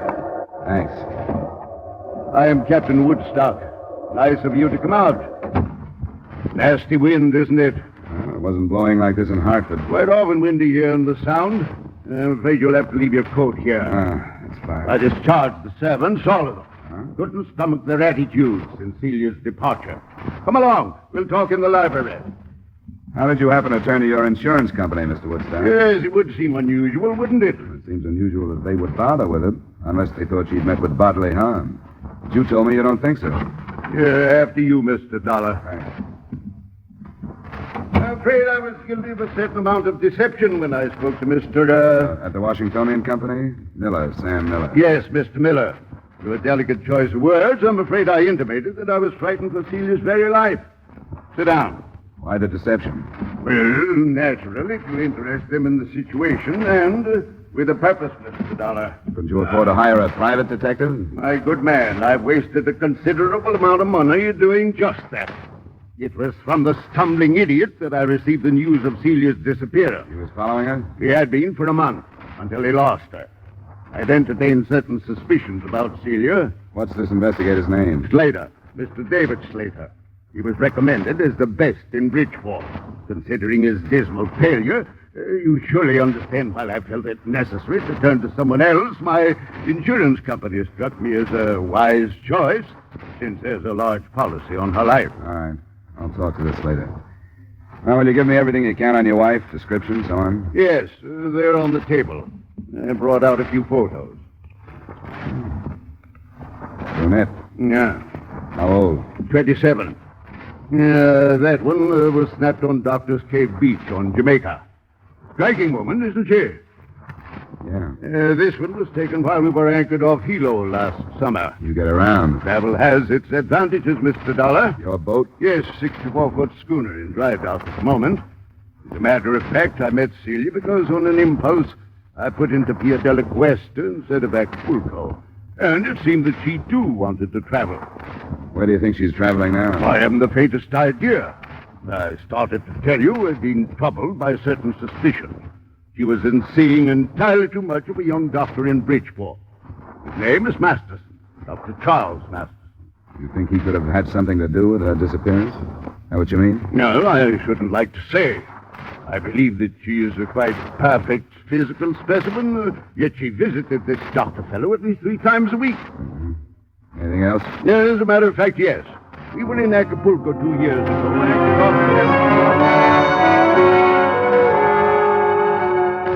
The rest of the story wasn't too far from typical, although I don't meet too many of the breed. A, the 55-year-old Woodstock, captain because he owned and gave orders on a schooner, had dedicated his life to what he called adventure. And B, the 27-year-old Celia had also dedicated her life to what she called adventure. The results were a number of voyages, and finally, Celia Woodstock's disappearance. Except for the doctor, I didn't learn what had gone on between.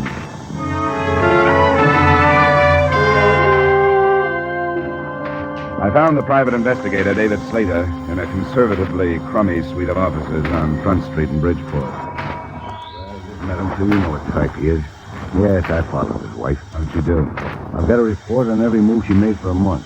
You want to see it? No, not if you remember the highlights. What about this Dr. Charles Masterson? Doctors are hard to pin down, you know that.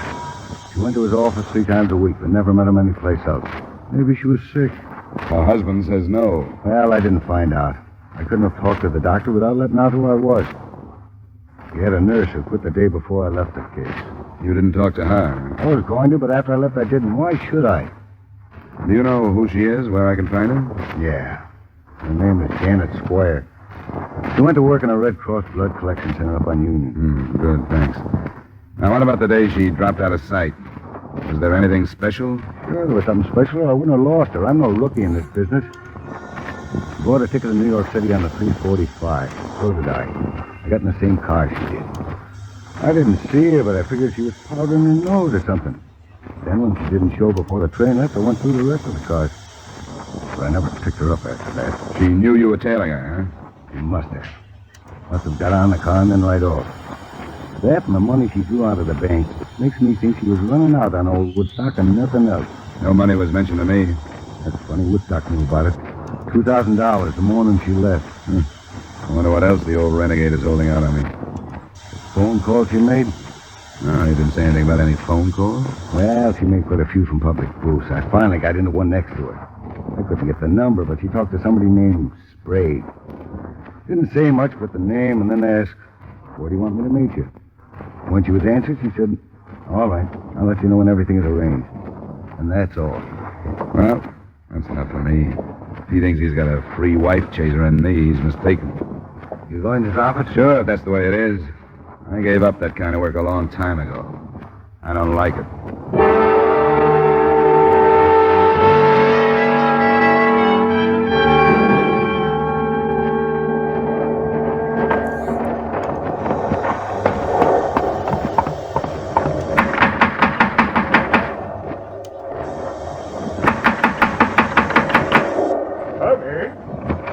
Starlicker. Close the door. What's this? Where's Woodstock? Close the door. If you do anything else, I'll kill you. What's happened? Who are you? Stay away from me. I smell cordite. You fired a gun. Where's Woodstock? He's gone. You come this way now. Move down the hallway. Why? I'll kill you if you don't. Came in here. Now you've got to do what I tell you or I'll kill you. Come on. You better turn around and look at me. Walk backwards. You don't even know who I am. You're in trouble.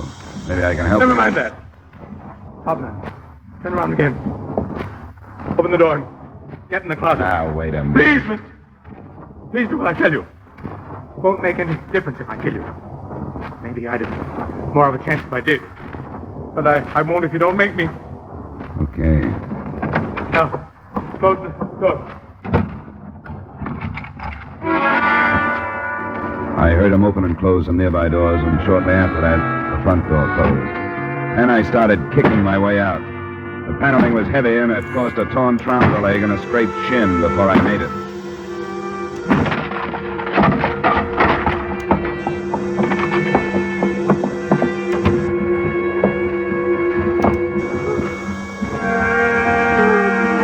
Mrs. Woodstock?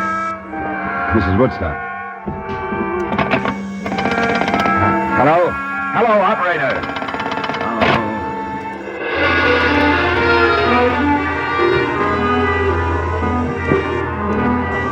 He'd given himself some more time by pulling out the phone wires, but it took less than 5 minutes for me to cover some 200 yards to the nearest neighbor, explain myself, and get through to the Bridgeport police. A short time after that, I met Homicide Lieutenant Al Jester, and with him watched 2 ambulance attendants start Mrs. Woodstock toward the hospital. What's the condition, boys? Can you tell? It's bad, Lieutenant. Her right lung. No chance of a statement? We'll do what we can, Lieutenant. Well, I guess it depends on her, how hard or easy this thing is going to be. Yeah, but better not count on her. I've been disappointed too often. What else did Slater tell you? That's about all. She'd drawn $2,000 the day he lost her on the train. He said he'd heard her talking on the phone to somebody named Sprague about where to meet him and about some arrangements of some kind.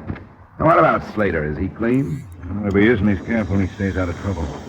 I guess the worst thing I can say about him is that he does a lot of divorce snooping. Why? I just wondered. I had no reason not to believe his story. He said as far as he was concerned, the girl was running out on her husband. The more I saw of it, the more it looked that way to me, too. And I came out here to drop the case, and it blew up in my face. The man you described, could he have been the Sprague? Well, he could have. I didn't ask him. He was half crazy. If he was Sprague and I'd thrown the name at him, I'm afraid he'd have killed me. He was that bad. Can you describe the gun? Yeah. Cheap revolver, nickel-plated, short barrel, 32 caliber. You sure of that? Well, I guess a smart lawyer could keep me from swearing it was a 32, but it was. I'll take that. I got only one definite thing out of him. He said Woodstock was gone. That's all he'd say. Then he put me in a closet. I didn't hear him drive away. I was kicking up some noise getting through that door. But the people in the house where I phoned said they saw it leave. The next house that way. Oh, Sergeant. Yeah, Lieutenant? Next house towards town. People saw a car leave. Send a man over and get what you can on it, will you? Yeah, all right. He said they didn't hear any shooting. You didn't see a car when you got here? No, it must have been parked on the other side of the house. Well, I'll get it roped off. Yeah. Snow ought to hold some good prints off the tires. Did I get the amount of the insurance on the victim right? $100,000? Lieutenant Jester. Yeah? Better go upstairs. There was shooting up there, too. Oh, where? In the hallway, toward the back. Garrett says there's a man lying sort of half into a room, but there's no question about it. This one, he's dead.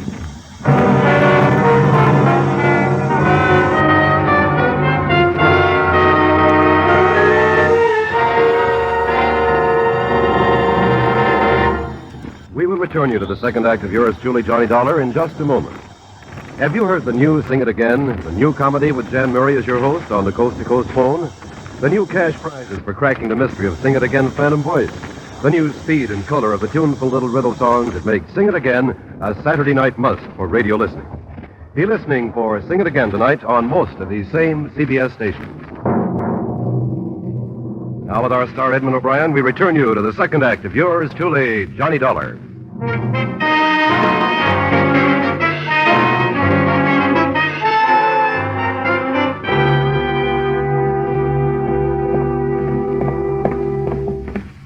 Gloomy, Lieutenant, but I don't want to handle any of the light switches. Right back that. Oh, yeah. I see. Woodstock. Let me see. Huh? That's who it is. Get some light on in the room. The shutter's all closed. Push the switch with something that won't hurt Prince. Yes, sir. Car key ought to do it. Shot from behind. Here's a gun on the floor, Lieutenant. That guy told you Woodstock had gone, Dollar. He couldn't have been more right, could he? Oh, I guess not. Well, let's get out of here until the photographers show up. Neither the photographers nor the fingerprint men, nor a thorough search of the house resulted in any progress. By the end of that first day, the description of the man I tangled with had been broadcast along with a possible description of the car he was driving. The police had also put out a futile search on the single name Sprague. And Celia Woodstock hadn't died, but she hadn't regained consciousness either, or shown any signs of recovery. I took a hotel room in Bridgeport that night where I'd be called if and when anything happened. Nothing did.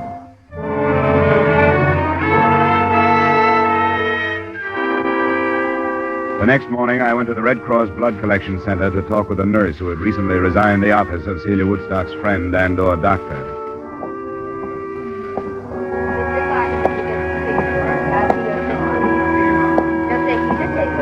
I come in with my mind tossing motives for murder around, motives of personal greed and selfishness and hate. And it was almost a shock to suddenly face a segment of this country, citizens, old ones, young ones, men and women, quietly going about the business of helping the best way they knew how. I stayed to give my own blood after Janet Squire talked with me, and I knew it would do all the seeds in the best of company. We can go in here, Mr. Dollar. Thank you.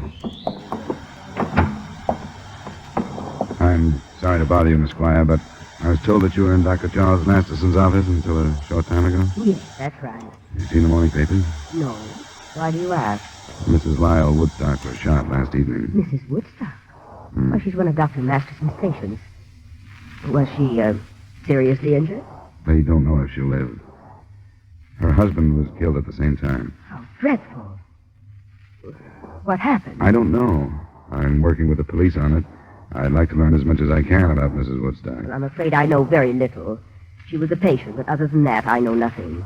Her husband seemed to have the idea that she might be more than just a patient. There might have been romantic interest between them. Uh-huh. Was there? Well, not that I know of. I make it a point to do very little prying into other people's affairs, Mr. Dollar. Sometimes I wish I could. Do you know anything about anyone named Sprague? Sprague? No, I'm afraid I don't. I'm sorry. So am I. I hope the results are better when you start working on me. I am sorry, Mr. Dollar. If you'll step right through there, Miss File will take care of you.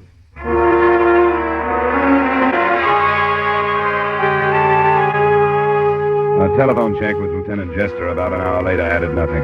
He'd been in communication with Mexican authorities, but they were unable to come up with any leads on Celia Woodstock, or even proof that she'd been in the Acapulco vicinity 2 years ago when Woodstock had told me he'd married her. Homicide men were searching the captain's schooner, and they were still working on the name Sprague. I played my last card and went to see Dr. Masterson. About it. Tragic.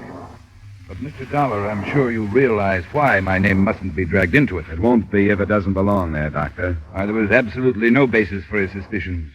Whatever made him say anything like that? He had a detective following her. He had an idea she came to your office too often. Then why didn't he talk to her? He did. He said something about a sinus condition and heat treatments. That's precisely the truth. I resent your attitude, Mr. Dollar. That puts us on a par. Your attitude doesn't set so well with me. Keeping your name out of this case isn't as important as clearing it up, no matter what you think. But I know nothing about it. You must have talked to the woman as often as she was here. You must have become fairly well acquainted. No better acquainted than with most of my patients. Well, I don't ask for any more. What did she talk about? The conversations were unimportant. She talked about her travels. They'd come here from Florida to have some work done on their yacht. You talk about her husband? Yes, occasionally. General things. Like what? I realized that he was much older than she was, but that she was quite satisfied with their marriage and their life together. That's what makes his suspicions of me so ridiculous. She was happy with him. Never anything about unhappiness, about leaving him? No, they were planning on a trip to South America in a few months. Dr. Masterson, did she ever mention anyone named Sprague? Sprague? Yeah, Sprague. This is one of the strangest things that's happened to me in a long time. Why? She went to pieces because of that name. Completely and helplessly to pieces. Just before she stopped coming for treatment. What happened? The last visit she made, the afternoon about a week ago. Someone telephoned and asked for a Mrs. Emil Sprague. My nurse and receptionist called in and asked if Mrs. Sprague could answer the phone. Was the nurse Miss Squire? No, she just left me.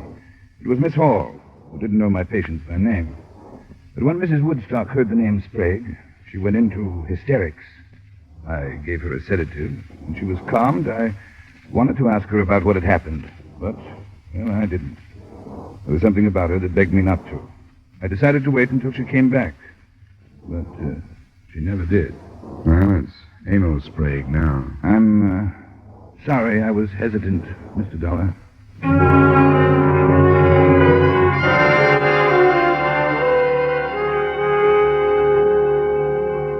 Well, it's in the works now. We'll see what we can make out of it. How's Mrs. Woodstock? Still alive. Chest wounds are bad, though. Now, here's how the shooting stacks up so far. She was wounded by 38 caliber slugs. Her husband was killed by 32s. So if you were right on your gun description, the man you ran into killed the husband. What does that leave? Woodstock killing his wife? He was shot from behind while he was going into the upstairs room. Apparently chased up there. He had a gun in his hand, and he dropped when he was hit. That was the gun we found on the floor. 38 caliber. Ballistics hasn't run any comparison tests yet? No. I won't buy the theory. Mr. and Mrs. Woodstock seem to have been pretty happy. What about their schooner? Well, I talked to my men on the phone. Nothing yet. Crewmen are all available and with alibis. But what's all that got to do with somebody named Mrs. Emil Sprague?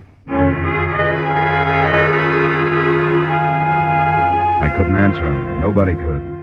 But close to 12 that night, the lieutenant phoned me that Mrs. Woodstock was finally responding to treatment and would likely live. I was at the hospital at 12:30, but it wasn't until almost 3 that Lieutenant Jester and I were told that she was conscious and able to answer some questions.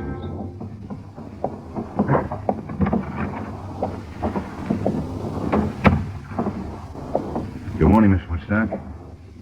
Feeling better? My name is Lieutenant Jester. This is Mr. Dollar. Hello, Mrs. Woodstock. We're both interested in what happened at your house the other evening. Mrs. Woodstock, do you understand what we're saying to you? Do you understand? My husband smiled. They told me he was all right. Is he? Yes, Mrs. Woodstock. He was shot. They tell you that? Yes.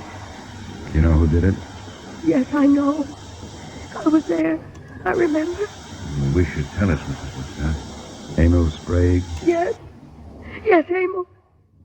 No one else was there. He made me go. Made you go where? To my house. To talk to my husband. Emil Sprague made you go? Why? How could he make you go? Because I'm Mrs. Emil. You're Mrs. Emil Sprague? Yes. And I hate him. But you were married to Mr. Woodstock. I shouldn't have. I think I understand. You were married to Sprague. Your marriage to him was never ended, but you married Woodstock anyway. Yes. I was wrong. I lied. I didn't tell him. And then it was money. He wanted money. Sprague did? Yes. I didn't know where he was. Mexico. I had to get away. And I married my husband. That's all that matters. I'm afraid it isn't. Sprague followed you here. From Florida. I begged him not. The $2,000 you drew from your bank? I gave it to him. But it wasn't enough. He made me stay with him. And made me go with him for some more money. And my husband, I tried to make him understand and he wouldn't. He blamed me and called me things. He went to the drawer. Oh, why didn't he shoot Emil instead of me? Are you sure of that? Woodstock shot you? Going to the drawer. I remember. Turning around with a gun. And that's all. Do you know where Sprague would go? What happened? Why did he? What did my husband say? He hasn't said anything. Evidently, Sprague chased him upstairs, shot him there, and left. Do you know where he'd go? Back to Florida. No, we don't think so. We got a good description of him and the car he was driving. We think he's still in Bridgeport someplace. You said you were with him. Where? He had a room on Commercial Street. 713. Rooming house? No, it's a big building. Apartment. Now, which one is Sprague? It's, number 12 on the second floor. You have a phone in the room? Yes. Pleasant 2132. Well, thank you. We won't bother you anymore. Thank you, Mrs. Woodstock. I want to help my husband. I'll do anything I can. I want him to know that. We'll tell him, Mrs. Woodstock. It was a little after 3. Rogers' trucks are going to be rolling on Commercial Street before long. Think Sprague will give us trouble? Yeah. If he's been holed up since the shooting, I think he's probably farther off as not the one I saw him. We might slip on him. This time in the morning. I'll get some men started out there. You better come with me. Sure. I'll need you to identify.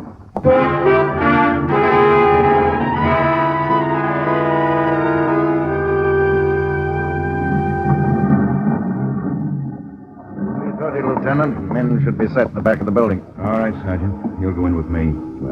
Don and I took a look at the floor. It's that corner one up there. There's a door to another room right across from here, so we want to keep him from firing if we can. We didn't warn anybody because we want to keep it quiet. Hope it stays that way. All right, Sergeant. Let's go across. Good luck. Lieutenant, the window. He's onto it. We better go on across. He's onto it. I'm watching at the window. I saw him move. Well, you better see what you can do on the phone then, Don. The phone? We thought if you couldn't catch him off guard, we'd try and talk him out. There's a payphone in the hallway.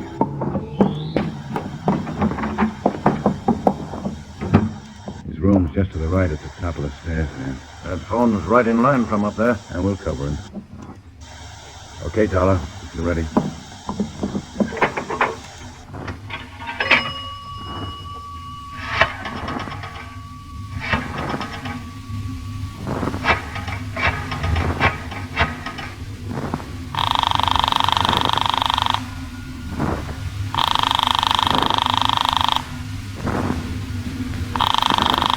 He won't answer. It's ringing. I can hear it upstairs.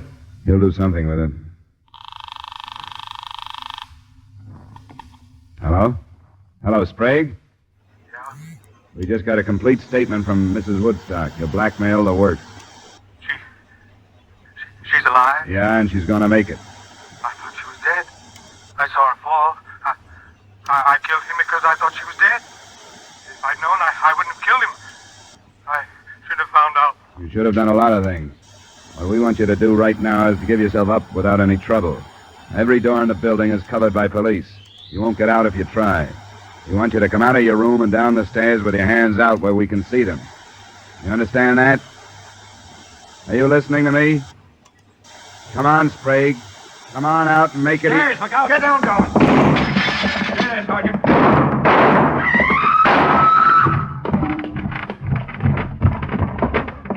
Be careful, Noah. It's all right.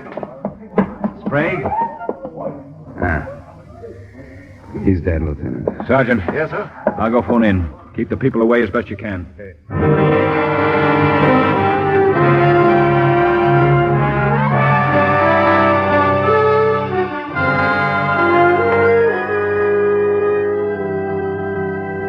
Expense account item 2, $45, miscellaneous, hotel, meals, etc. Expense account total, $73.60. Remarks? I understand the lawyers for the Woodstock estate are already measuring ways and means to cut the bigamous wife out of the estate. I don't think the Washingtonian Company has a chance of doing the same with the insurance money. Yours truly, Johnny Dollar.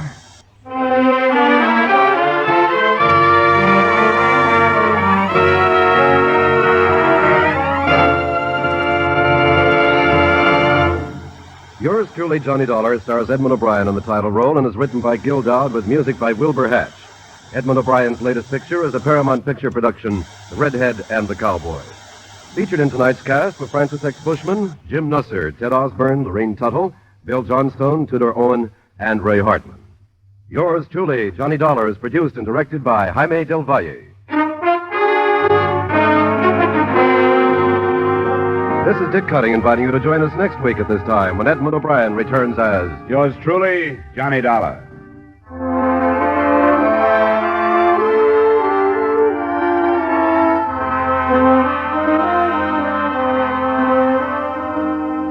There's a very charming, very amusing young couple to be found at CBS, the Stars address, every Saturday evening. And you're invited to stop by and call on them. They're Liz and George Cooper, and Liz is played by the lovely red-haired Hollywood comedian, Lucille Ball. Liz is nice and easygoing. When trouble's ahead, Liz goes for it easily. It's wonderfully hilarious. It's My Favorite Husband, starring Lucille Ball, every Saturday evening on most of these same CBS stations. Stay tuned now for Von Monroe's Caravan, which follows immediately over most of these same CBS stations.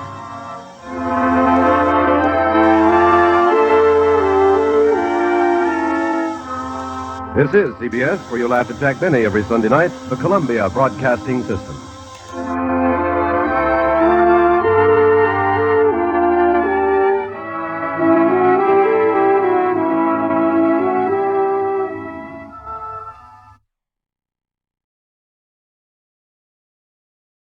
From Hollywood, it's time now for... Johnny Dollar. Dollar, my name is Struhl. Struhl Bail Bond and Insurance Agency. State, federal, and immigration, all forms of surety bonds and insurance. Oh, yeah? Well, I'm sorry I don't need any. No, that's not the point. I need you to the tune of saving me $50,000. How does that work? I made bond for 2 men that were subpoenaed for a federal investigation. They skipped out, and I've got to find them. Who's mixed up in this investigation? A fellow by the name of Jack Madigan is the big shot. You know him? I've read about him. Enough to advise you to give up. If he doesn't want him found, the chances are they won't be. Alive, anyway. No, it's not as bad as that. Look, I came all the way from New York. This is worth a lot to me. Can't I talk to you about it? All right. Come up to my apartment. Maybe we can work out a deal.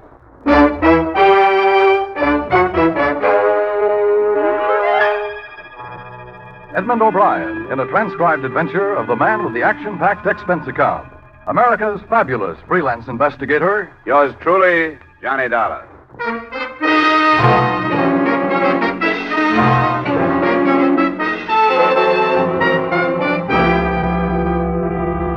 Expense account submitted by Special Investigator Johnny Dollar, Hartford, Connecticut, to the Struhl Bail Bond and Insurance Agency, New York City.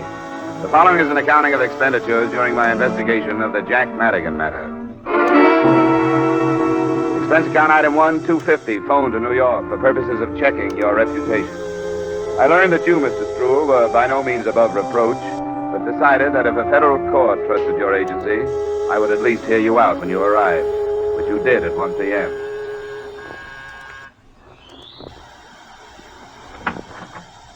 Dollar. Come on in, Mr. Stroll. Thank you.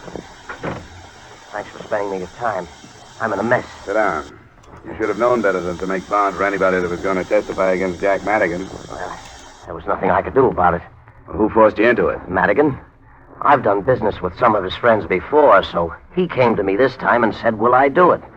The way he said it, there was nothing else I could do. Madigan stood the expense himself? Sure. He wanted them where he could get his hands on them, and it looks like he did. Or they took a run out. They didn't have to accept bond. They could have stayed in protective custody if they were afraid of him. They had to if Madigan told them to. The point is they're gone.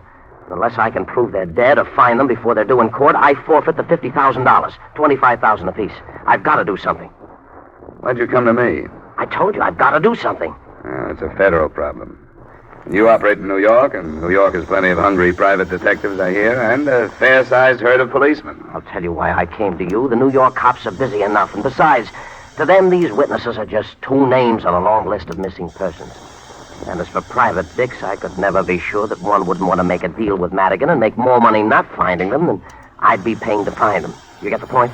What makes you think you can trust me? Well, you were mentioned by a fella from one of the insurance companies I sell for. They tell me you're straight, except for padding your expense account here and there. Oh, that's slander. Now, who told you that? Don't make any difference. What's a little padding? I want to hire you. Okay, Mr. Stroll, you've hired me. Great. Now, who are these missing witnesses? Nippy Bruno is one. Real name's Joe. The other is Max Krause. I've got their addresses, next to kin, what they look like, and so on. Yeah, I got it all in this envelope here. Okay. Oh, there's one other thing. Yeah? I want a retainer. $2,500. What's that for? To pay for going to work for a man I don't quite trust. Oh, but $2,500, that's pretty steep, isn't it? Well, you don't have to pay it. It's up to you. Yes, but... Well, I can't get it till tomorrow. That'll be fine. A cashier's check.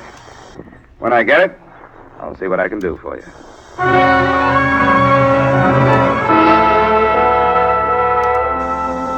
I didn't expect the check to arrive, but it did. Special messenger the next afternoon. Expense account item 2, $12.50, transportation from Hartford to New York City. Expense account item 3, $23.85, dinner and drinks for a Herald American reporter who was more familiar with Jack Madigan than I. His statement enclosed. A lot of things have been written and said about Madigan by a lot of people, including me. None of us really know anything about him, how much power he has, where he got it, what his private life is, if any. And these witnesses being missing isn't even news. People who got in his way have been dropping out of sight for years. There's Jim Schwartz and Big Tom Green, there's Woody South, just to name a few. I'd keep that in mind if I were you. Expense account item 4, 180, cab fare. That same address to an address on 79th, the apartment of Nippy Bruno's next of kin, a sister, stage name, Vivian Brown.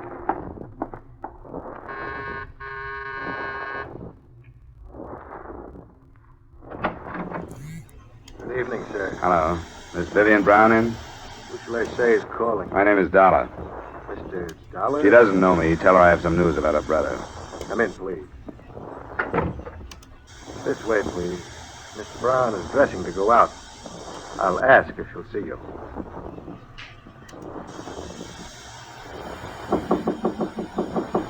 Miss Brown? Yes? What is it? Mr. Dollar is here to see you. Who?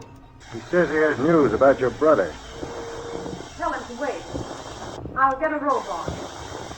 Can I take your hat? Thanks. Please sit down. Miss Brown will be right out.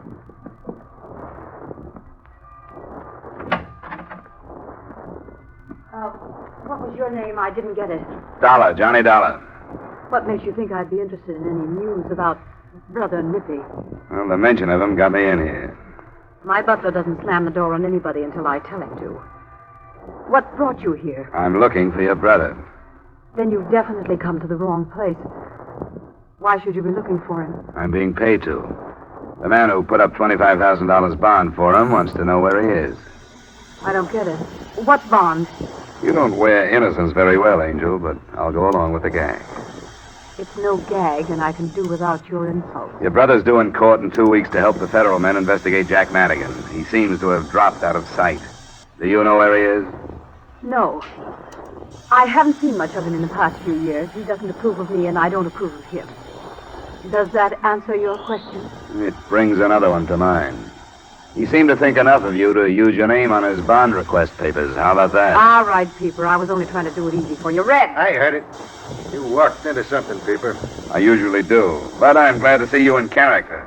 That automatic makes more sense than that phony butler act did. Stand up. Better see if he's carrying anything, Vivian. Okay. Be a good boy now. Until you try to pawn my wallet, I will. It's all right. He's safe. You can sit down, Dollar. Well, what now? He should be here in 20 minutes. I'll go back to my room. Sure, go ahead. What's the rough stuff, Red? Hasn't been rough. But you don't know how close you came to getting your head blown off buzzing this door. It's liable to happen to the next one that does. Light yourself a smoke. We got about 20 minutes to wait. So we waited 20 minutes. Vivian came back into the room in a low-cut number that was a good choice for her sullen brunette attractiveness. It made her look softer, but the few remarks she passed weren't only icy. They could have come from a longshoreman. I was waiting for a brother to come in. That would have made sense. What did come in made none at all. It was Jack Madigan. Hi, Jack. Come on in and see what's found me. Well, what do you know about this? How are you, Jack? Fine, thanks. What are you doing with that pistol? We wanted to play it safe. Yeah, he's a detective of some kind. He was hired by that Stroll to find Nippy. Well, that's interesting, isn't it? What do you have to say for yourself, my boy? Matter of fact, I'm speechless, Madigan. Oh? How's that? I thought I'd have to find you. I didn't expect you to find me. Yet, at least, and here. What's so strange about that? You and the sister of the missing witness? Maybe not so strange at that. Shut up! Keep your remarks to yourself, you two-bit heel. Yeah, Vivian. Cool off. Who makes me a highball? And you, put that gun away and go help her with the ice. If you say so, Jack. Of course I say so. Go on. I'm sorry, Jack. He's been needling me for half an hour. How to take her across my knee, waving that gun in your face. What for? Anybody knows you can't fire a gun in these apartment houses without causing a ruckus. What's your name? Dollar. And Manny Stroll hired you to find Nippy. And the other man, Kraus. Well, I'll tell you what to do. You go back to Stroll and tell him the boys are all right. Oh, let's not be childish, shall we? In what river are they all right? Now, see here, there's no need to take such a pessimistic view. I realize the press has given me a reputation for violence, but I don't deserve it. There's no reason for me to want to harm those boys. I'm not afraid of their testimony. I'm counting on it. Sure. And straight testimony, no perjury this time. Why, I've already talked to those federal men. I'm cleaning the slate this time, telling everything, and let the chips fall where they may. What kind of stuff is this? It's the truth. I'm tired. I've been at sword's point with the police and my government long enough. I've been offered certain little leniencies, and I'm going to accept. It's been later than I thought for a long time. I'm through. You know, this is almost funny. I'm dead serious. You go back and tell that police coroner tout that the boys are all right. Where are they? I can't tell you that. I've got them under cover for their own good. Now, Dollar, don't go off half-cocked. A lot of heads are going to fall after the three of us have finished this federal catechism. If you think you're the only one looking for them, you must be a stranger in town. You're trailing the pack. Well, if this is all I get from you, I've heard enough. You'll drop it? If I don't find them before you're due in court, I will. What do you want, son? Money? I got some, thanks. I don't like to hear that. I suppose it takes a lot of guts to be a hero, but it sure doesn't take much brains. Remember that. I can leave? Of course you can leave. Because I think you're going to talk this over with yourself and come up with an important decision.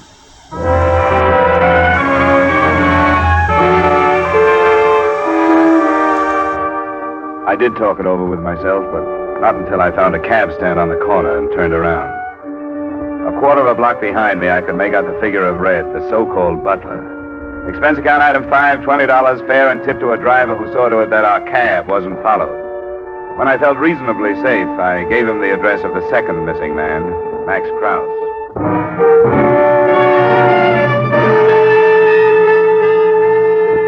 I didn't know what I expected to find there, other than an empty flat with possibly a lead of some kind. There was a trace of light showing under the door.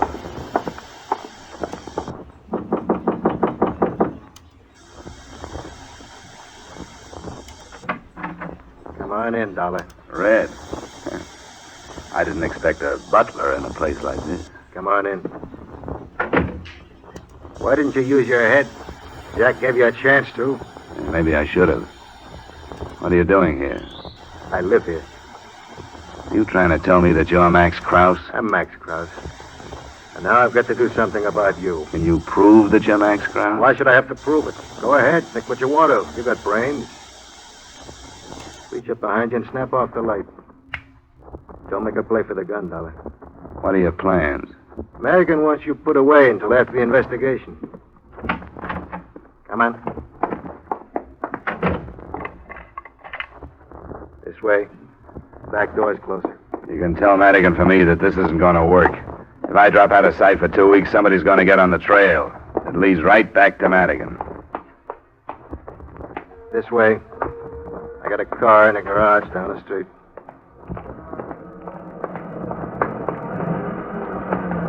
That's him.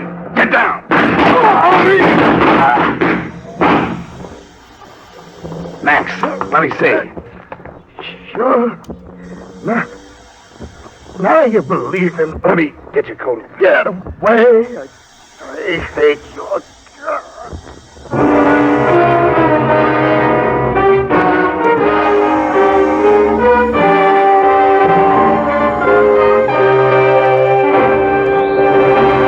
We'll return to the second act of yours truly, Johnny Dollar, in just a moment. Once a year, the community chest comes knocking at your door, seeking your help. Giving to this worthy cause eliminates many separate appeals, which would be more costly in money, time, and effort. So when you give, make sure you give enough to cover the many campaigns the community chest includes. Give generously. Give today. Now, with our star, Edmund O'Brien, we return you to the second act of yours truly, Johnny Dollar.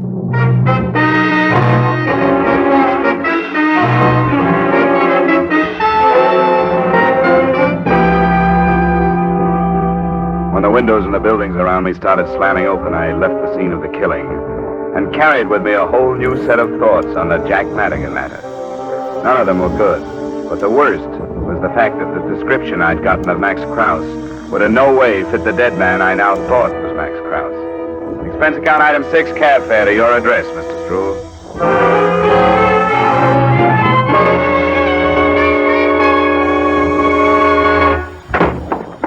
But it's 11 at night, Mr. Never mind what time it is. Find a chair and sit in it before you land on the floor. What's got into you? Sit down.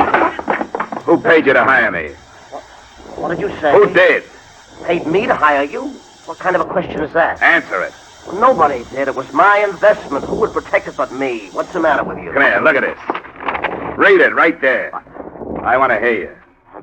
Max Krause, age 34, 5'11", 170 pounds, swarthy complexion, black hair, black eyes. What? Well, all right, why did you give me a phony description? Phony? The Max Krause I found had red hair and blue eyes. I don't get it. None of this. What are you talking about? Krause is dead. He was killed because I didn't know who he was and drew him out into the open. When did this happen? It happened. I was picked up the minute I hit town and followed. Who else but you knew what train I was arriving on? And the hotel where I was stopping. Now, wait a minute. Wait a minute. I don't think you've got right to jump at these conclusions. I hired you in good faith. Well, if you don't like the job, then quit. Not for a while. I stand a good chance of being picked up for questioning on that killing. I don't like that. I want an out. I want to know how it happened. From here, it looks like you sold out to somebody and hired me to put the finger on Krause. I don't like that either. Let me tell you something. If I was crazy enough to do a thing like that, I'd do it so nobody could prove I What did. about the phony description? It may have been a mistake. I don't know how it happened. I think we'd better find out. And let me know when you come up with a story.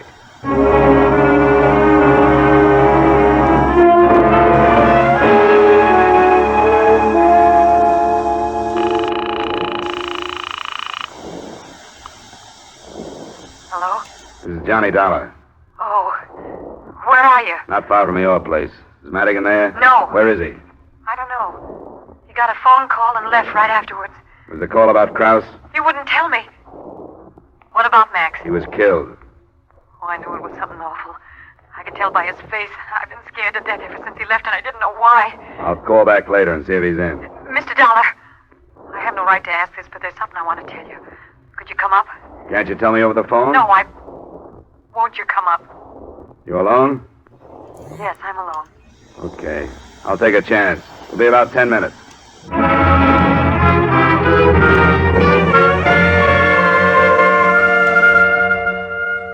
was a 5-minute walk, and I noticed that New York streets seemed to be quieter than usual.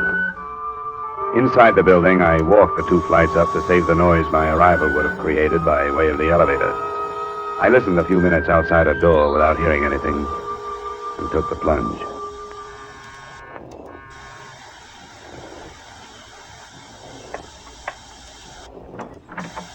I had the feeling you'd change your mind and not come. I almost did.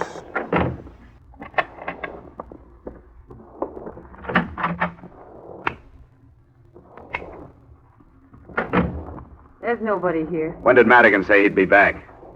He didn't. He didn't say anything. I have a funny feeling about Krause's death. But except for my getting mixed up in this mess, it was more Madigan's fault than your fault than it was mine. Why didn't he tell me it was Krause who was here? If he told me that, I probably would have believed the rest of his pitch. Oh, I don't know. Nobody really knows anything about Jack. Not even you? Nobody. You put 3 men on their way to federal court to sing and a few hundred wanting to stop him. The lid is going to blow. What'd you want to tell me? I want to tell you where my brother is. Huh? After what happened to Krause, do you think that's wise? I have to say it. I'm in it, too. I think Jack knew these things were going to happen, even about you showing up. Knowing about it or planning it? I know it sounds impossible, but I keep remembering things he said about how he'd have the government men eaten out of his hand. He was bargaining for leniency. He told me, but why are you ratting on him? Because Jack doesn't care about anybody but himself. One of the threats to keep him from testifying was that I'd be kidnapped. Huh. If he'd known that Max would be killed, he'd have let him take me, too. You think he did know? He hadn't let Max out of his apartment for almost a month. Tonight he ordered him to go. I think he wants us killed, so it'll make it look that much more dangerous for him. Does it sound too crazy? Well, not exactly, but it's hard to prove. I know that. And I did a foolish thing after he left. I called my brother Nippy and told him all this. I don't know what he thought, but I tried to call him again, and I don't get any answer. Where is he? He's been staying with Jack. It's over on Lexington, Brighton Arms, apartment 302. That's cozy. How afraid of kidnapping are you? Oh, I don't know what to do. I don't know how I can stand staying here and waiting. Where can I go? Get a coat. I'll put you in my hotel room.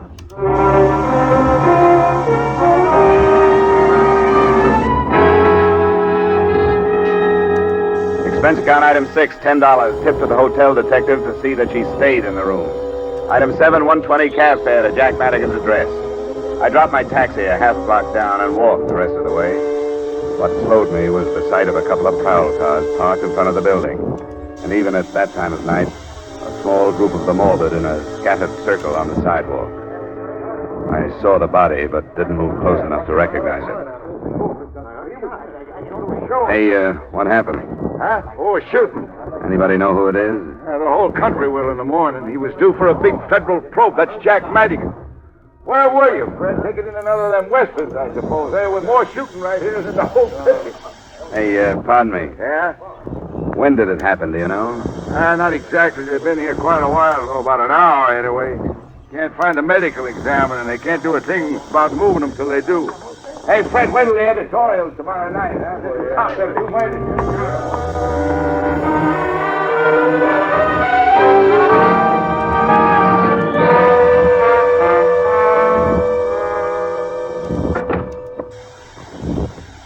You got back in a hurry. What's the matter? Your theory has just been riddled. Madigan's been killed. I don't believe... That's what the on-the-spot experts say.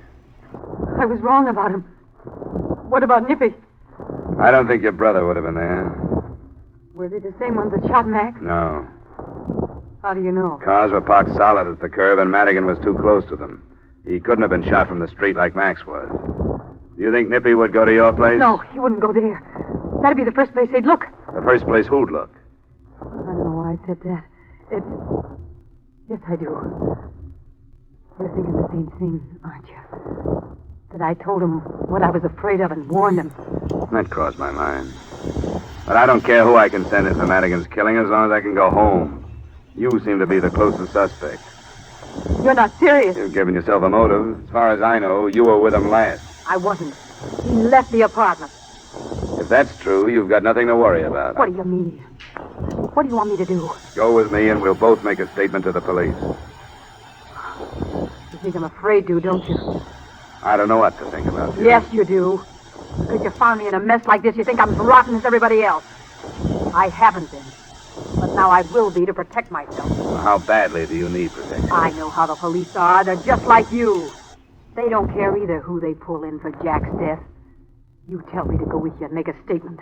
The police would love that. They'd love to count the whole thing off to jealousy or being afraid of Jack, wouldn't they? Wouldn't they? Ah, you don't touch me. I don't care what they'd like. Well, they would. It'd be much better to take me than to be laughed at because a star witness was killed right under their noses. We can call them and find out. No. It's easier to be rotten. I'll give you my brother. He is at my place. How do you know? I talked to him on the phone. He said he'd wait there until he heard from me again. Okay. I'll go over there. But I want you to come with me. Why? Haven't I done enough? Why do I have to see him? Come on. I don't want to lose you in case Nippy isn't there.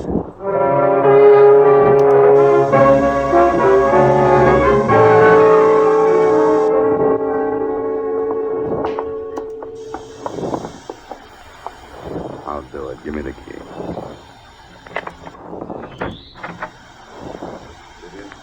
Answer him. Yes, Nippy. It's gonna work, Vivian. It's gonna be a... Who's he? An insurance dick? That's right, Nippy. What are you doing here? Why'd you bring him, Viv? He made me do it. I asked her to make a choice between giving herself up for Madigan's killing or giving me you. Nippy, Put the gun away, Nippy. You've done enough. Is what he says true? he made me do it. He would have taken me to the police. You know what they would have done to me. But it's all right, Nippy. You can still work it out. Get away from me. She's wrong. You couldn't work it out, but you may do yourself some good by giving yourself up. Why did you do this, Vivian? Did you want to get rid of me, too? Oh, don't say that. You don't have What to are let you him... going to do if you get rid of me? Who's going to take care of you? Who's going to find more Jack Madigans for you to play with? Nippy, don't. Who's going to do the job for you when you get fed up and afraid to tear yourself loose? You don't have to let him take it, Nippy. I know you could take care of it when he got here. Is she worth it, Nippy? There wouldn't be a chance to count me off for a gang killing. You don't have to be afraid of him. Yeah, I'm not. Then take him and get away. Not him. I'm afraid of you, Vivian. You're going with me. Stay away from her. Nippy, let go. And stop fighting. I wouldn't hurt you. You will. Go, Nippy. Let me go. Now, watch it, Dollar. Don't try it. Let go of me. Let go of me. Vivian, get it. I should have let him take you.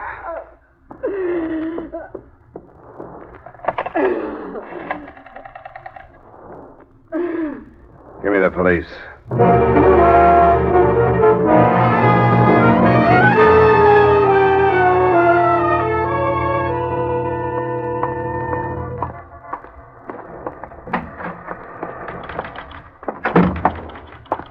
Where can I find... Oh, there you are, Stroll. Ah, good morning, Mr. Dollar. I read about it in the paper. They're holding the girl. Yeah, as accessory. And I wouldn't advise your going her bail. No, I certainly won't. I've had trouble enough with this group. You know, you didn't make it easy for me with that phony description. Yeah, I know that description. It was given to me by Madigan's boys. I should have checked it. But don't worry, a mistake like that won't happen again. None of your mistakes will happen to me again. Huh? You'll understand what I mean, Stroll, when you get my bill.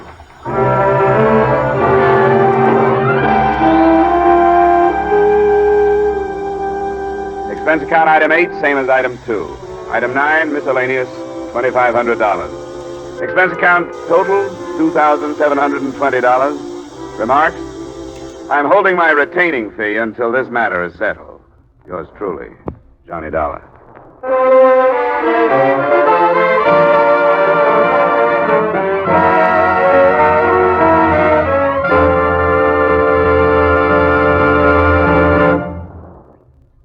Yours truly, Johnny Dollar, stars Edmund O'Brien in the title role and is written by Gil Dowd with music by Wilbur Hatch. Edmund O'Brien may soon be seen in the Paramount Pictures production Warpath. Featured in tonight's cast were Sidney Miller, John Daner, Clayton Post, Jeanette Nolan, and John McIntyre.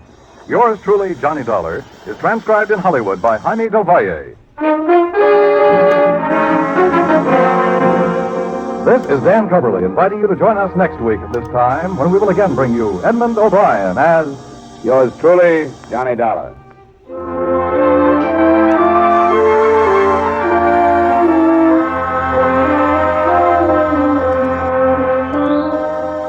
How's for trying to sing it again tonight? $5,000 in cold hard cash and $10,000 in fine prizes are waiting for the CBS listener who can solve the Phantom Voice mystery. Dan Seymour will be on hand with those coast-to-coast phone calls, and Alan Dale, Eugenie Baird, Bob Howard, and the Riddlers will be making the music. And remember, there's many a fine prize for solving the tuneful little riddle songs that lead to the Phantom Voice mystery. It's an hour of fun and music to entertain you and perhaps pay off. Every Saturday night on most of these same CBS stations, here's Sing It Again. And now stay tuned for Vaughn Monroe's Caravan, which follows immediately on most of these same CBS stations.